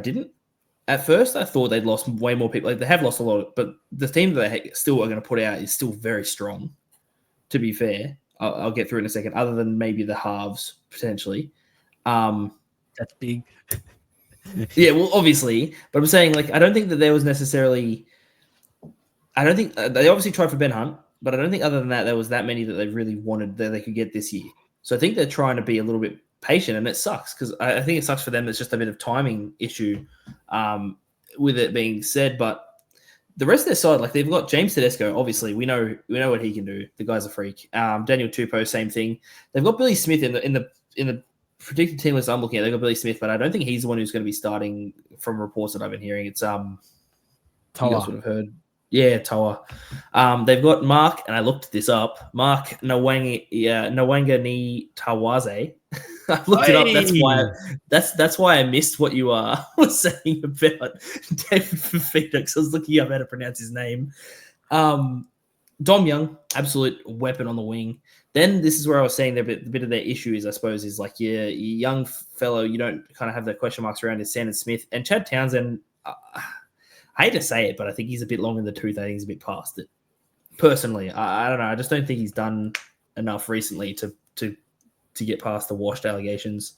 Spencer Lenny's a freak. Connor Watson's a freak. Lindsay Collins is a freak. And Angus Crichton's an absolute weapon. Nat Butcher, Victor Radley. Like, it's not as if they have a weak side. I think they've got a side that they could still compete with and kind of try to push in the 8 for sure, to be honest with you. I shouldn't have said that, but but it's the halves that worry me. And I don't think they could have done much about that this year, to be honest. So, Trav? I think that, well, they got Townsend for the because they knew this was going to be the issue. So they had to have that shored up. Sandon Smith, is all reports, is ready to go, and it's his year to come. Obviously, they've got Sam Walker, who's a top 3 halfback in the competition. Let's be fair, at least top 4. That he's injured, so that is what it is. They can't control that. You're right. The list. If you look at the list and you go through it on paper, as you have said, there are stars there. My concern is just how those stars get the ball, how that team is set up. Traditionally Teddy ends up trying to do a little bit too much. And do we lose the prowess of what Teddy was like and how good his year was last year to be unlucky to not win the Dally M, and what he can do this year? So I think on paper they're still going to push teams. I just don't think they're going to be able to win games. So they'll win a few. Of course they will, and they might scare a team here or there that's above them. But yeah, I just the story in the headline for me was, and I only wrote one for the Roosters, was how they recover. And it's not just recovering from who they've lost. It's recovering from all the injuries that they've had to deal with. It's recovering from all the signings that didn't come that way, which is what you both have all said. Okay, so they've got Robson coming next year, and by all reports, there's some others sitting there in the wings that they're thinking of that they haven't announced yet. And we all sit there as fans going, well, yeah, we're just waiting for it because we know that's what the Roosters do. So we're waiting for it. But is that really going to happen, like you were asking, Joel? There's also the talk around the coach and what happens. And I think that can be a bit of pressure put onto the club too, around what goes on there. I'm not high on them this year, which is disappointing. But I don't have a lot of expectations for the Roosters this year, but they're going to be a tough beat. They're going to be a tough series. But, yeah, I don't really have a lot more to say about the Roosters other than that. Can I add to you? Oh, no, you go, John. I was just going to quickly say as well, on that point, the other big concern, and this is always something you hear these teams that win the comp speak about, depth.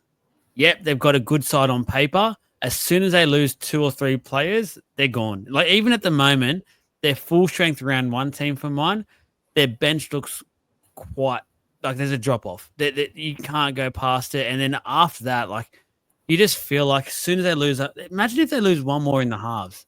Like, what's going to happen? Like, normally it used to be, we'll just throw Manu in there. He'll fix it. He'll plug the gap. He'll do his thing at 5'8".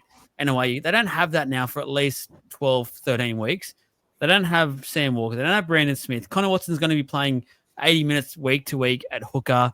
Sandon Smith had a good sort of finals game and stuff, and he's definitely got the chance now to establish himself, but he hasn't done it yet on a week to week consistent basis at NRL level, and it's huge to do that for the Roosters. So depth is huge, and I can't see it. I really can't see it this year. Yeah, that's fair. That's very fair, and you're right. And the issue with that is that, like last year, they led the competition by a mile in attacking. Like, they were the best attacking team in the competition. So, and that's what we know of the Roosters and what they can do. So, like, that depth is really going to kill that. And it's harsh. They're in a bit of trouble this year, but as I said, and as you said, like, we're sitting there waiting. This is not the Roosters that we know, so we're just sitting there waiting for things to happen. When does Walker get back from his ACL injury? Do we know? Mid-year. Yeah, they're talking mid-year, but it should be bloody 12 months. Like, it's ridiculous to even think that. And he didn't allow season. Even if he does push back to get in, I suppose he does have, you still just had an ACL injury. You're not going to come back, in full flight. Takes you a while. I just wanted to touch on the Trent Robertson point from Trav. I know that you just said there's sort of been some chat around, like, sorry? No, go. Even though you said there's sort of been some chat around Robbo, like, possibly like whatever, I don't see it in the sense that, he has won 3 finals with them. I know that was a few years ago now, but he's also still consistently made the 8, even with teams where, like, they had a lot of injuries and stuff like that. And I think if he can just make the 8 this year, that those talks just go away again. I don't think they're worth Personally, that's my opinion. I don't think he gets Oh, talked about I to agree go with you. anywhere. I think it's ridiculous. Trent Robinson is like who are you replacing him with? Like it's the exactly Roosters, right? You need unless you're going to replace him with someone that's like literally like a Bellamy, like a Bennett type dude who's going to come in and go and continue the aura of people wanting to come and play for you. Well, who are you replacing? There's no one there to replace you. So why is that even a conversation? But it's just added annoying chatter and pressure on the Roosters for everything else that's happening, which is what was my point. I don't agree with it, Arthur's but looking for a job. it's happening there. So yeah, I actually feel like I don't know if he's under pressure. I understand the argument of who do they replace him with, but also how long do you just keep a coach in there just to do the same stuff? And it's the Roosters. They've got to win a premiership. Unfortunately, they've just had an era where Penrith have been so dominant. But if you actually look back at their team the last 3-4 years, it's been right up there. And obviously, they've had times where injuries have really depleted their team at the wrong time of year. And again, that Penrith dominance has just been too hard to ignore. And the Storm have slowly been building as well. But on paper, every time you look at that side in the last 3-4 years, maybe even basically since they won their 2 competitions in a row, it's been up there with one of the best teams in the competition on a yearly basis. So I think there's only so long that the Roosters will keep sitting around going, we'll just keep having these sorts of seasons where something happens. It's just, I understand it's going to be hard to find someone at Trent Robinson's level, but at the same time, you've got to get to a point where as a club you go, we do need to make a change. We just need to change something that's happening here just to get to that next level. Now, whoever it is, who knows what sort of play they make? Who knows who's available? Who knows? Maybe they'll do a Cleary double play at some point in the next couple of years and just try and get both Clearys over plus the third one and get a Cleary halves combo. Who knows? But we'll see what happens there. I just looked something up. So the last time the Roosters were out of the 8 was in 2012. Trent Robinson signed September 7, 2012. So basically straight after the season. Yeah, basically they were in the 8 in 2012, but they have not been out of the 8 since he was a head coach. Are you sure they had a wooden spoon you, didn't they? With Trent Robinson as coach? Not that it says here, not that I'm looking up.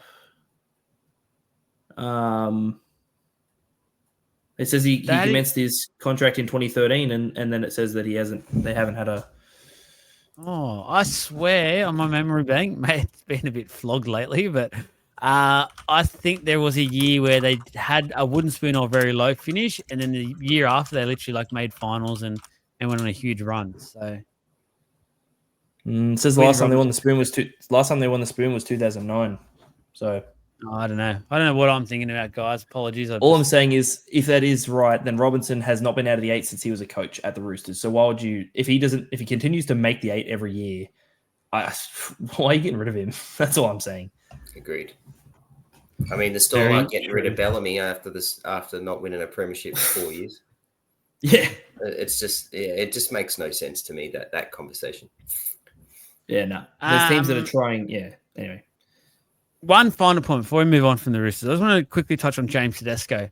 Huge year last year, second in the Dally M, rightly so, was absolutely dominant. I just want to quickly mention he's got to level up again this year, just because of the players that are lost.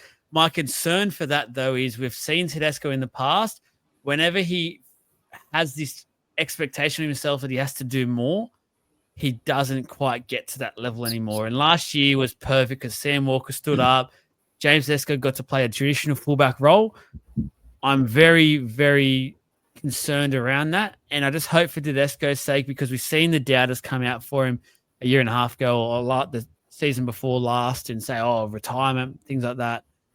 He will have to carry a lot of this team. That's just the makeup. What's going to happen? The halves are done. He's going to have to pick up a bit of rope, but I just hope it doesn't affect his game too much because he was so good last year.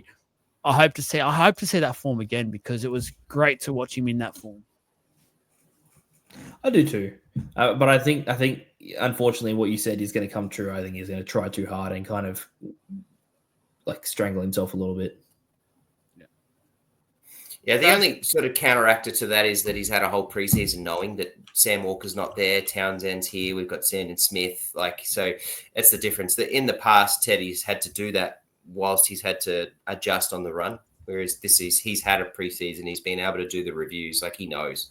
So I guess that's the only counteraction argument to that point. But there's only so much Teddy can do. And there's only so much he can do with the style that he plays, with the age that he's got, that eventually something kicks in. So hopefully it's not this year, but because we just don't want that. We all love Teddy. The NRL is a better place when Teddy's dominating. It's just is.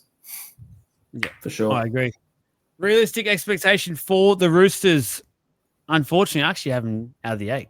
I've got realistic expectations is on the cusp at best, but I think more so 8th through to 12th-ish is sort of where I'm seeing the Roosters. You said my exact prediction. 8 to 12 was exactly what I was going to say. Trav?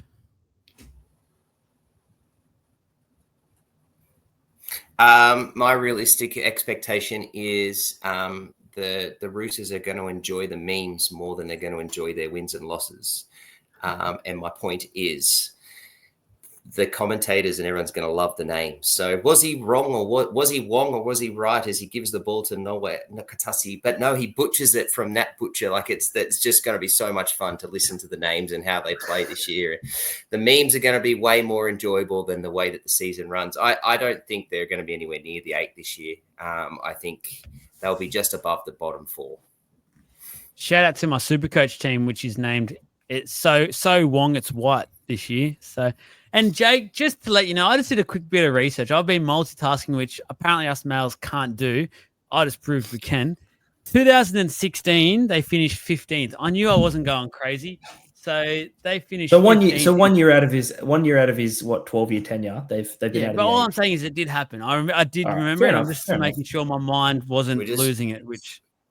You just had to prove Jake wrong again 2 weeks in a row, right? So Ricky Stewart's son doesn't play for his team, and now the Roosters did finish 15th, right? So we all make mistakes. Don't forget, I'm an hour later than you guys are, right? Last week when I made that mistake, it was midnight. That's true. That is true. Alrighty, so just a heads up, guys. By the way, this is in ladder order from last year. So the next team. Don't come at us going, oh, they won the competition. Yes, we know it's last year's ladder numbers. So the Penrith Panthers finished 2nd last year on the ladder, 17 wins, 7 losses, 186 points differential, which was a bit off compared to the other top 4, which was a bit surprising. The losses, so young Jet Cleary, James Fisher-Harris, Isaiah Iongi, Jerome Luai, Taylor May, Tyrone Peachy, and Sania Taruva, their gains. Isaiah Papali'i, Blaze Talangi from the West Tigers, and Blaze Talangi from the Parramatta Eels. Trav, point us where you'd like to go with this Penrith Panthers. Look, actually, wait 1 second. Sorry, wait. I want to pose you the question. Actually, I want to start this the right way. We are going into a season in 2025 with the realistic chance a team is about to do a high five and win 5 premierships in a row. I just want people to let this soak in how ridiculous this is.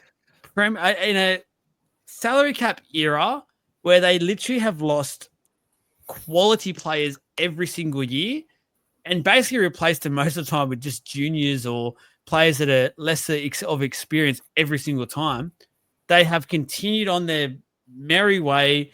They've continued to dominate this competition and are now looking down realistically and rightly so, probably the top 2 favourites for this year's competition about winning it 5 times in a row. I just think this is actually ridiculous.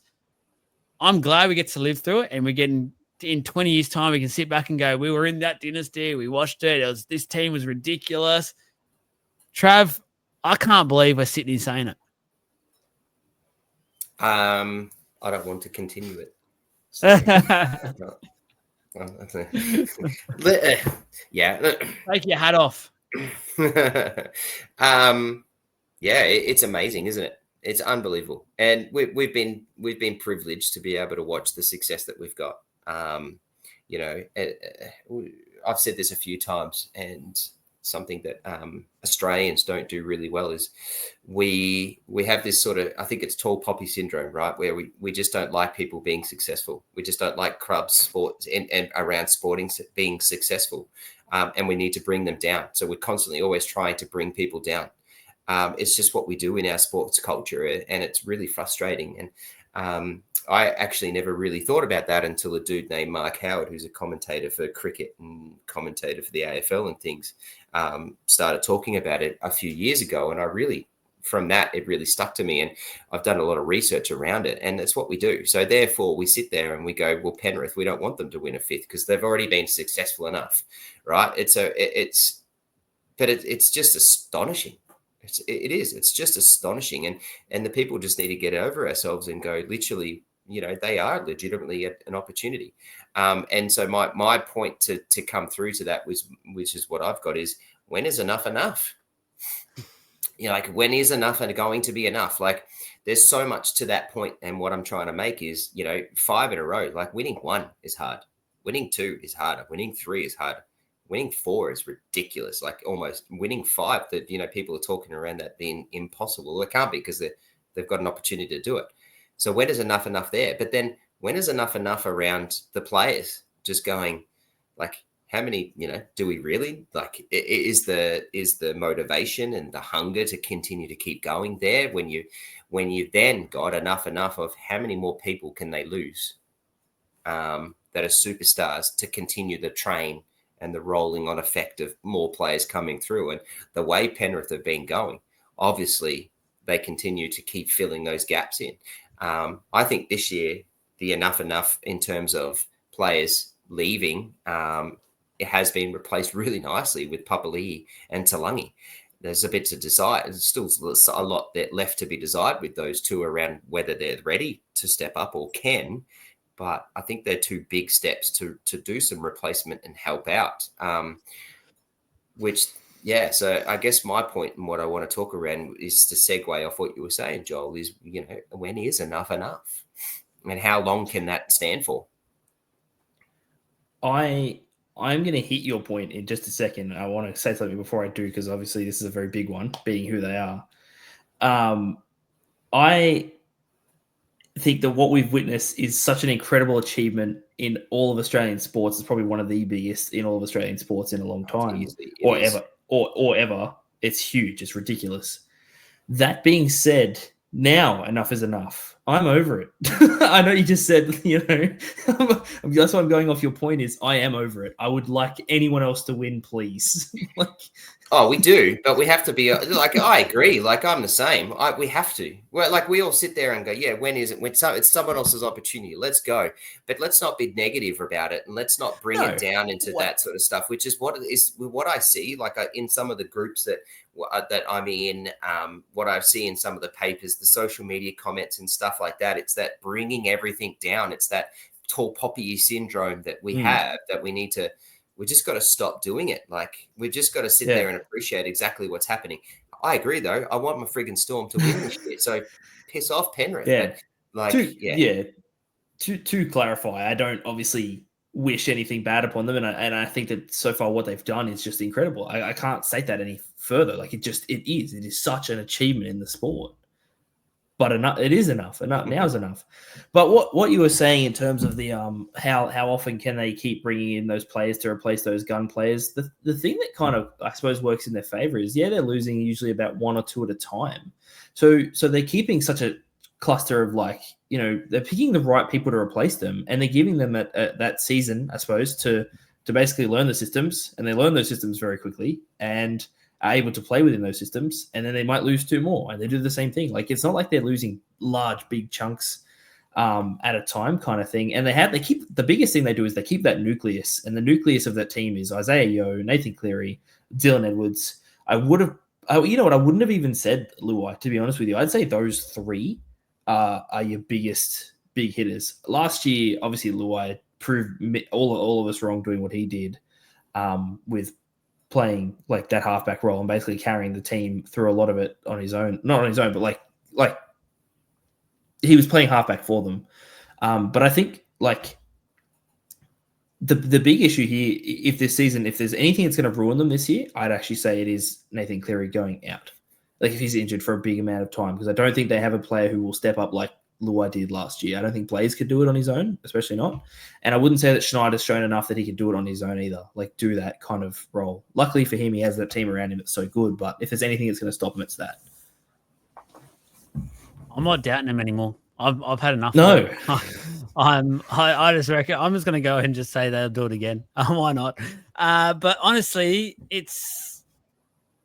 I just can't get past that fact that we could be doing a review saying Penrith Panthers have won 5 competitions in a row. I just think it's just anyway. I could just sit here and just marvel and just applaud that for the next 5 minutes and just be like, that's our podcast on the Penrith Panthers, and that's done it justice. But I want to talk about the losses because I know we keep saying it, but I know what you say there, Jake, about Jerome Luai not being that in that top, but I don't think you can undersell or underrate Jerome Luai for that Penrith team. He was the CEO, that chief energy officer for him. That is huge, and that is what they've been built for so long. They've had that arrogance for a long time. That changed last year with Luai, and he became a different player, which I think suited Penrith and needed that, especially because Cleary missed a lot of last year as well.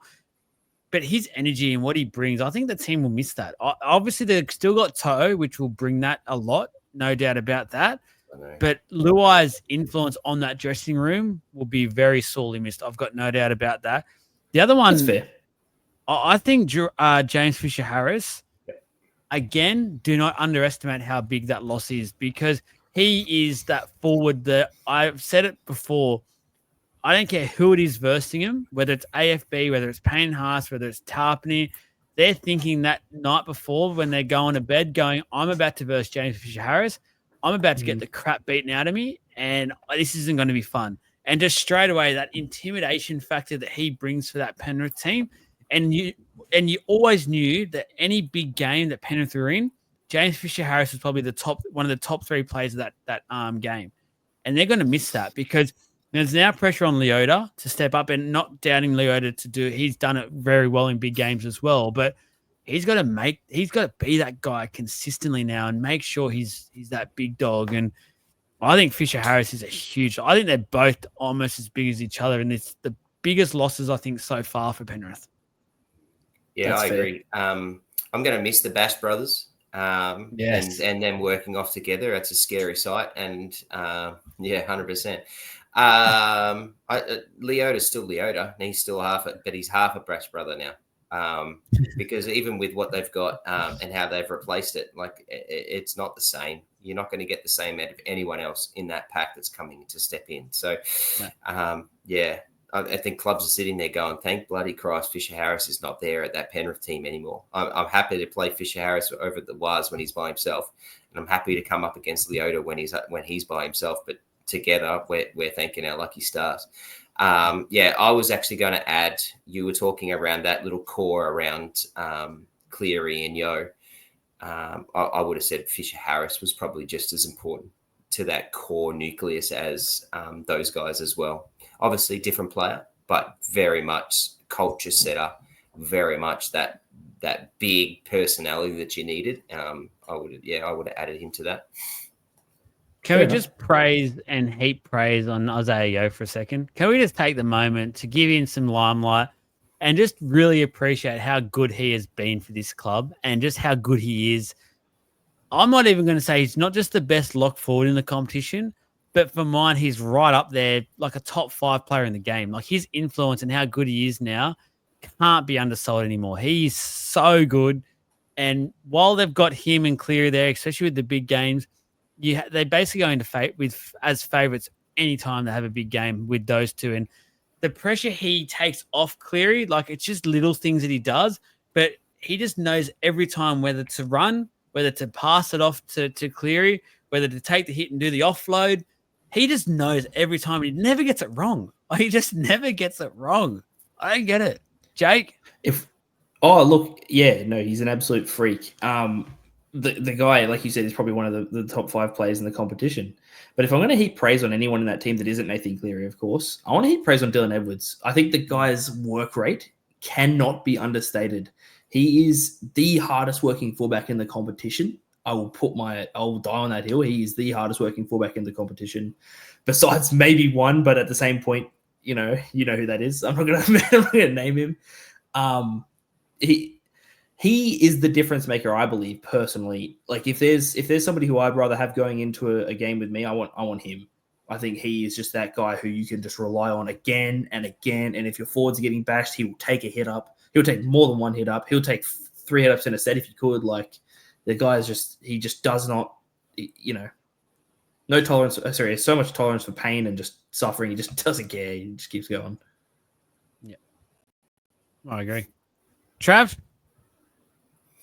Look, I've got nothing else to add, really. One more. I think, so go through that. So we're speaking about Nathan Cleary, and rightly so. He's the best player in the game. And if he plays the majority of the year this year, look out. I want to talk about the combination, though, of Talangi and Cleary now together, because we've just spoken about Jerome and how big he was for this team. Talangi, I've got huge raps on him still. He's so young, and I just think he's gone to the best place he possibly can now as a young playmaker. He gets to work with the Clearys. Now, as a playmaker, that's the ideal situation. You get to basically watch Cleary do what he does on a daily basis. You now get to help call the shots with Nathan Cleary on a weekly basis during games, and you get coached by one of the best modern-day coaches in the game who hasn't been spoken about enough, in my opinion, whenever we talk about rating coaches like 4 in a row. How much more does the bloke need to do? So I just think he's had a great time in his career now. He's just had a taste of it, got thrown around, and you all know what my thoughts are about that. I'm not going to get back into the past, but looking into the future for Blaze and this combination, I'm really excited because Cleary still has years to go as well. He's still not old by any means. So this combination could all of a sudden be the next 3, 4, 5 years for Penrith. And it's great to say, but who knows? What? Who knows?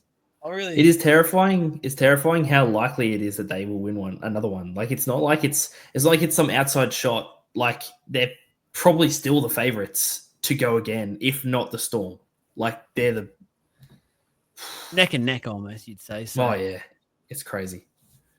Yeah, I think if they have a downfall though, if there's going to be a downfall, it might be that if Blaze needs a season to get his self sorted. Yeah, possibly. Best thing is he's got Jack Cole waiting. That's exactly right. They've still got two other halves if they need them, and they both have done the job. Like it's scary. Trav, give us your realistic season expectation for the Penrith Panthers. Dare I ask? The realistic expectation is if Para fans want to see a team win at home, they should go and watch Penrith. Honestly, you used to call out everyone for bagging the Storm, and now you've just gone hammer and tong. I'm going to take the lever away. Anyone wants to bag the crap out of the Storm moving forward and throw boats and cars and everything else you're going to throw at him, mate, go ahead. I've had enough. All did it to me. You all did it to me, and you've done it so much. You still do it all the time. So no, not me. I'm respectful, but I'm taking it away. I was there. So I was being funny. The realistic expectation is you were trying to be funny. You mean sorry? Realistic expectation is that they should win, or is a premiership. Simple as that. And just quickly though, you did mention a good point. They don't get to play at home now for 2 years. That could be huge, but at the same time, it's Penrith, and that is where I was going. I think that it's tough, but at the end of the day, like the bloody Paris Stadium is freaking awesome, and it's not that far away, so it's bloody. They should be sweet, but yeah, it's definitely tough. Jake, top 2, but same idea is honestly they're going for 5, and I think there's no reason why they can't. There's probably 3, maybe 3 teams in the comp for next year that I reckon might be able to stop them. I'm not going to name them, but we've talked about it enough that you probably know who those are. I will just Parramatta Knights and the Dragons. I will say high 5 is looking very much very achievable for Penrith, the high 5. So who knows what we're talking about in 8 months' time? Wowee. Last team, and obviously they finished first when it came to the ladder. Don't come at us once again, please. and they didn't get there in the end. They failed in that last hurdle, unfortunately, for one fan of this podcast. The Melbourne Storm. So finished first last year on the ladder, 19 wins, 5 losses, 243 points differential. Their losses are just what does this always have? Always have it up, and then it just fails on me in the last moment. So their losses, I'm just going to quickly just really wind this up because it's so crucial to see this losses column is help me out here. Look out. Done. Perfect. So the losses, sorry, were there. Chris Lewis, Aaron Penne, Remus Smith, young Tuamapia, and their gains is Stefano Utoikamanu. So pretty Good much trade, similar, to be honest. Basically, same team from last year, adding in prop forward, a very good young prop forward at that as well. Now, I just want to make note because we are speaking about this from a ladder point of view last year. For mine, Penrith won the competition last year, but if we're talking minor premiership in that season that we're talking about in that competition, Storm were head and shoulders the best. They were so good throughout the whole year. Depth was incredible. They've still got incredible depth. They were so far ahead, it felt like, for the whole of last year.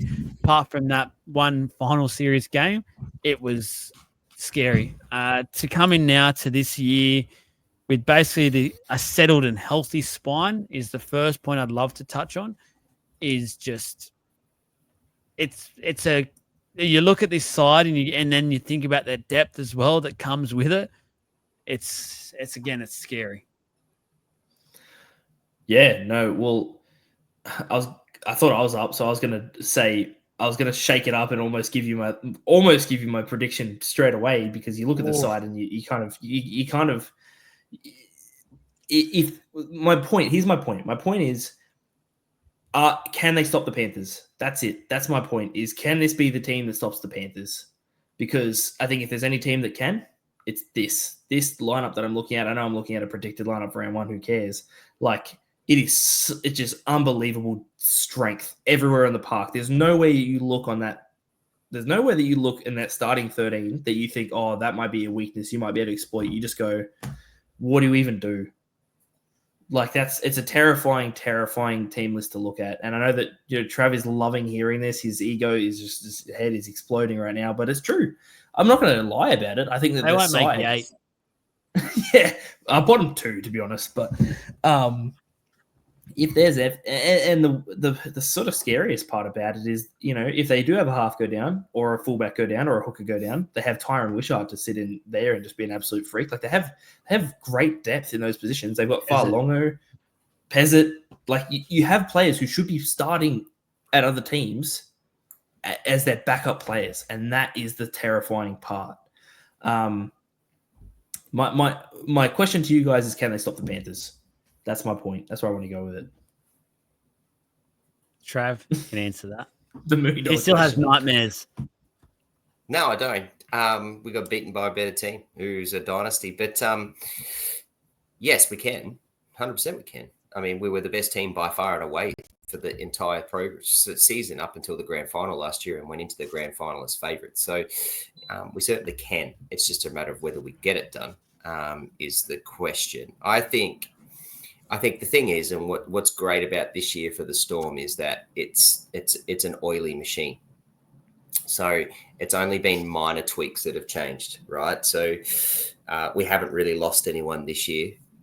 We've added a gun, which is exactly what we needed I'm calling him a gun. There are people who disagree, but I think Utoikamanu is going to make a major change for us. I think he frees up a lot of Nas's extra minutes that he's been having to do so that he can just be that 30-minute guy, just come in and bash people. I think that really helps Josh King. I think it helps Liero just stay in that 13 role and continue his natural progression that he's got. So I just think that forward pack is with Utoikamanu is just going to make a major difference. One negative that's probably been spoken about the Storm is that in the last few years has been how is the pack setting up the spine? and the spines had to do the magic and make the work. But the Packers hasn't, because they've been so good, because the pack hasn't done or been as enforcing like as what the Storm are renowned for. And I think Utah Kamani can make the change this year and really help that, which is my point to lead to from that then is what you said, Joel, and I'll lead on to what I said around the oily machine. And what I mean by that is that everyone's healthy. Pretty much. Munster's had his surgery, and a few weeks ago, Jake said through his sources that Munster was ready to go. Right, so I couldn't say about that actually. Like we've got everybody, right? So everyone's healthy. Like we're ready to go. Yes, today some news came out about Christian Welch and potential early retirement for him, and I think that's a loss in terms of experience. That experience and that enforcement, because we are quite young. When you sort of go through the full list, like obviously Hughes and Munster in their 30s and things like that, but we are still quite young. So that hurts, but he will still be around the club. Like he's still going to be in the rooms, like he's still on the books and as such. So like it's, he'll still be there. So that experience is a bit, and also that dude to come in if we have an injury or when a suspension happens to Nas or stuff like that, like he's ready to come in and replace that. So my point that I wanted to sort of segue into from that is that we are an oily machine and our spine are healthy, and have had a preseason for the first time in a very long time. I did have one thing just before Joel jumps in that actually interested me last year. So when you think of the Storm, you think, these are guys who are all like, they're in grand finals pretty consistently. And then sort of last year, I kind of made the assumption without actually really looking into it that like a whole bunch of them had played in grand finals before in the NRL, but I think there was only 3 to 5. There was like a very much smaller amount than you would have thought with grand final experience. And I think the biggest advantage that they have going into this year is something that Penrith have had for the last 3, now 4, is they have had experience in grand finals. They know what to do. They know that they can be down and in a game and it doesn't matter. They can make that up or whatever. Like the Storm, I know through the season they didn't really need that, but obviously they showed I wouldn't say a lack of experience, but they just showed like they were a bit, antsy during that sort of grand final, I think a little bit. And they played great, don't get me wrong, but they got obviously beaten out. That's going to be a huge thing for them if they make sort of that final series again. I think that just that experience of, we were in that last year. We can absolutely do this. Why we don't need to panic kind of thing. I'll go back a little bit here. I'll go back and touch on the Stefano signing because I might be in the minority, but I don't rate him as much or as highly as some of you do. I think there's still a bit of work for him to do, but what I will say on that is he's at the right place to do that work and to get pointed in the right direction. And similar to Sean Bloor, I feel like, where it took him a little bit of time. They weren't rushing him. I don't think he'll hit the ground running at all, Stefano, but what I will say is by the end of the year, whether he's that big top dog enforcer style prop for them, not too sure. He might be a different style, but he'll just be a Melbourne Storm player by then. He'll be knocking on the door, I feel like, of Origin selection, being back on that bench and being a better player than we saw last time he was at Origin. And the Craig Bellamy effect and the magic dust that Craig has now will definitely rub off on him. I just think it might take a little bit longer than some are thinking when it comes to him. And like Trav said, the effect that it'll have on someone like Asafa Solomona, who can then come back on and be that guy that just has that 30-minute stint around probably the halftime mark where he just terrorizes people. Having that back as your ace up your sleeve whenever you need to use it, that's scary in itself. That's enough to, again, have opposition forward packs that come off the bench going, I don't want to deal with him today. or halves going, can we please not have Nelson on my side? So it's just going to be that different element that the Storm get to add to their pack. But I'm just going to hold off a little bit. I don't want to put too much pressure on Stefano yet because I think in the long run, brilliant signing. Just I think first up, he'll just customize himself or acclimatize himself to the Melbourne Storm player. How long do you feel? Like, what's your estimated? If you had to guess, how long till we start going, wow, he's who we thought he could be? I think he'll start to touch that services at Origin time. I mentioned he will be on probably the cusp, but I hope he doesn't get selected this year. I hope he just is allowed to play for the Storm this year and just get used to it.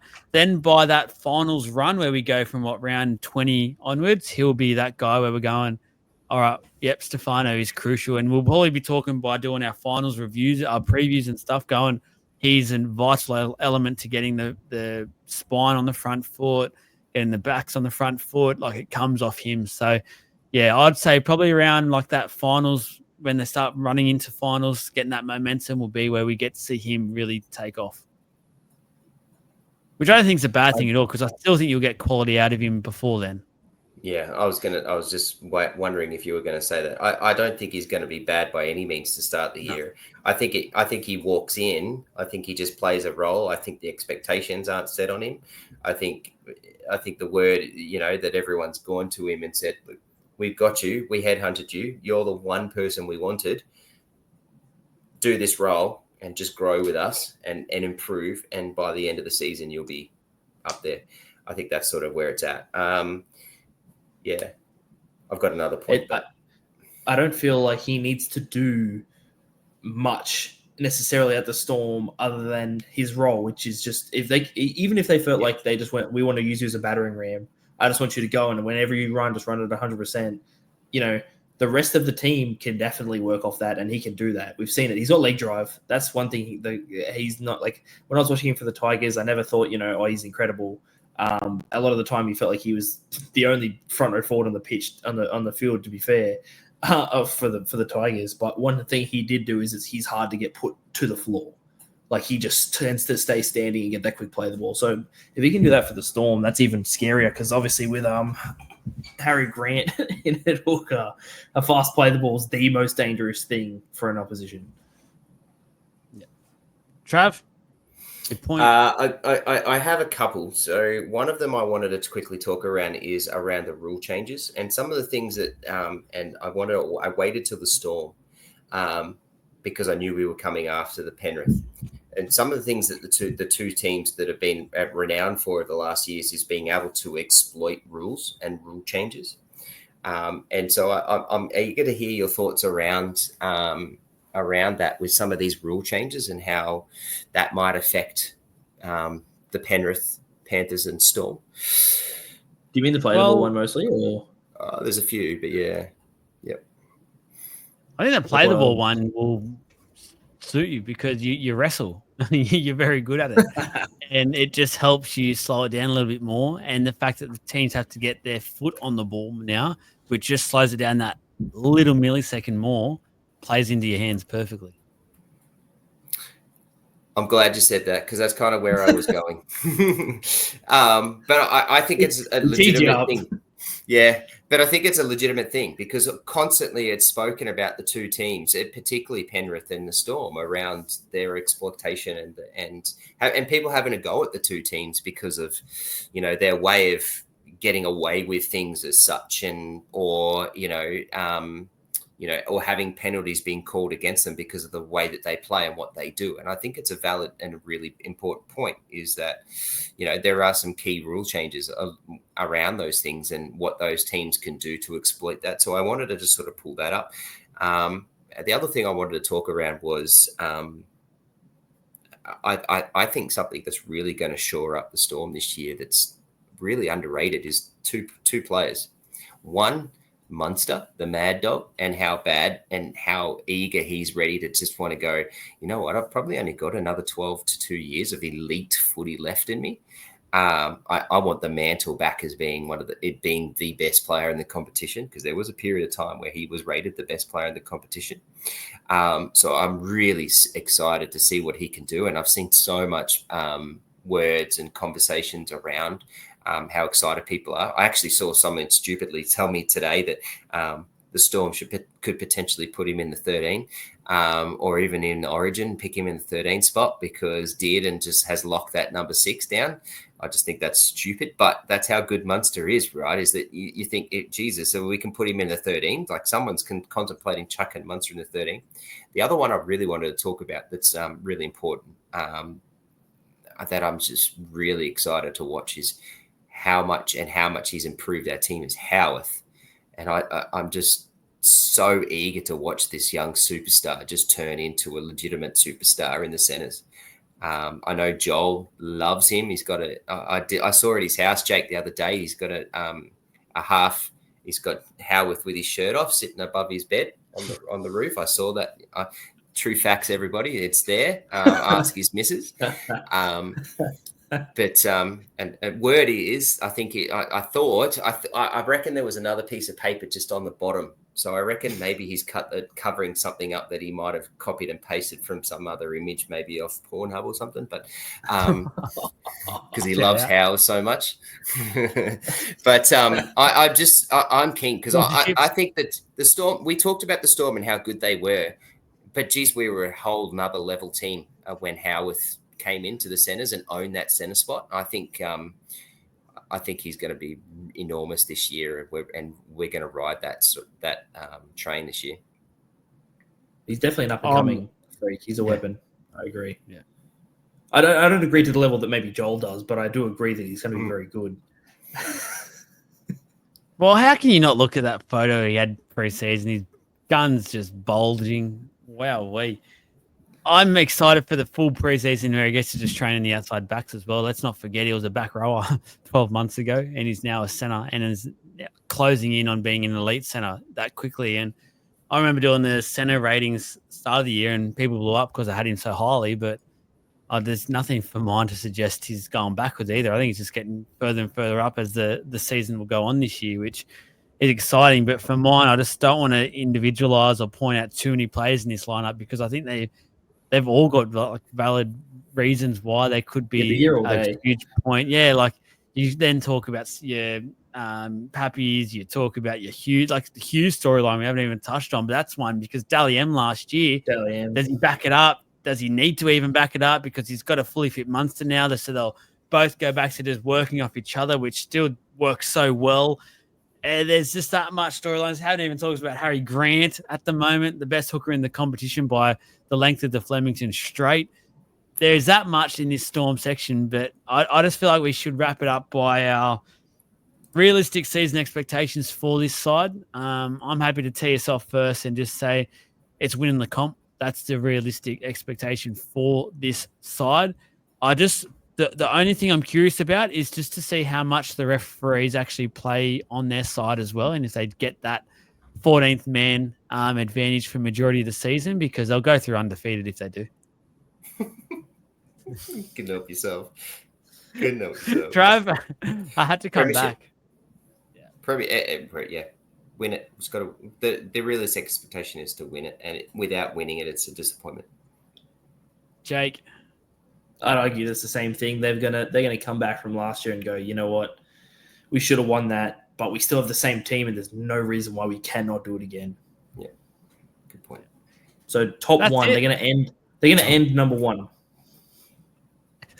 That's it. Just to let everyone know, if you missed that, Jake thinks it's the top one for the Melbourne Storm. So just write that down, top one. Thank you. We got through it. Broke it into 2 episodes. Obviously, really do appreciate you all listening, watching. Both episodes normally both very popular shows, which we really do appreciate. So we basically get into things from next week. I think we'll talk a lot about the trials. Go back into that sort of news side of things for this show, which is what it's going to be about, opinion, stuff like that.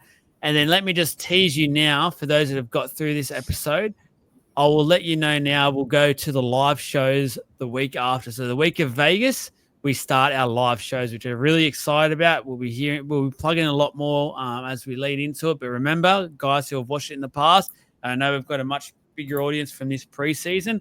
So through YouTube and Facebook on the Tuesday nights, we'll be going live. It's normally about the 8:30 mark. I just got to double check the times because obviously daylight savings and stuff like that at the moment. It's a bit all over the shop with the hour ahead for New South Wales. We might push to an 8 o'clock mark for Queensland, so 9 o'clock for New South Wales for the start until it all catches up to each other. But just put that down in your calendars for the Vegas week and moving onwards from there. We love just getting to be able to talk to you guys live. You guys shoot your questions in, things like that. We just bounce off each other. It's a great way of doing it each week, just to communicate with you guys more. And that'll be more cool as being given away that week during that show moving forward as well. But thank you, boys. We got through it. Shout out TC Coolers. I didn't do the questions tonight just because it was a season preview episode, so it's normally a bigger one. But what I'll do is I'll post the questions for tomorrow for super coaches and get us in some super coach questions for tomorrow night's episode, which is a position breakdown. Hinted at it last week that it's a really exciting one. We did it the similar way last year. It was a hit. We don't go into every single player. It would be way too long. We go a bit of a different way, which we're looking forward to going. We're looking forward to talking to you guys about. But Jake, thank you, mate. Got through it. Double up this week as our first double up. Obviously, the Sunday review show into this one. We are back. And Trav, Lovely. Thanks, mate. I'm not signing off for the week with you yet. We'll be back tomorrow night for another big one. It's the position Supercoach just does not stop at the moment. I'm waiting for this easier episode to come, but it just doesn't. Yeah, can't wait for an hour episode. Getting a bit sick of these 2.5 hour, 3 hour episodes. I've done half a dozen of them now. But yeah, no, thanks, mate, and thanks all the viewers. Very appreciative of everything you guys do for us. Appreciate it. Again, hit that subscribe button, the like button, all that sort of thing goes a long way of helping support us and helping us grow. And just let your mate know about us as well. Just you're talking on the day about some footy. Just go ahead, go and give League of Inches a listen, or go follow them on social media. Helps us a lot. And shout out to our legends. Lastly, thanks for the support. Good night, good morning, whatever it is. We will catch you for our next one, probably tomorrow.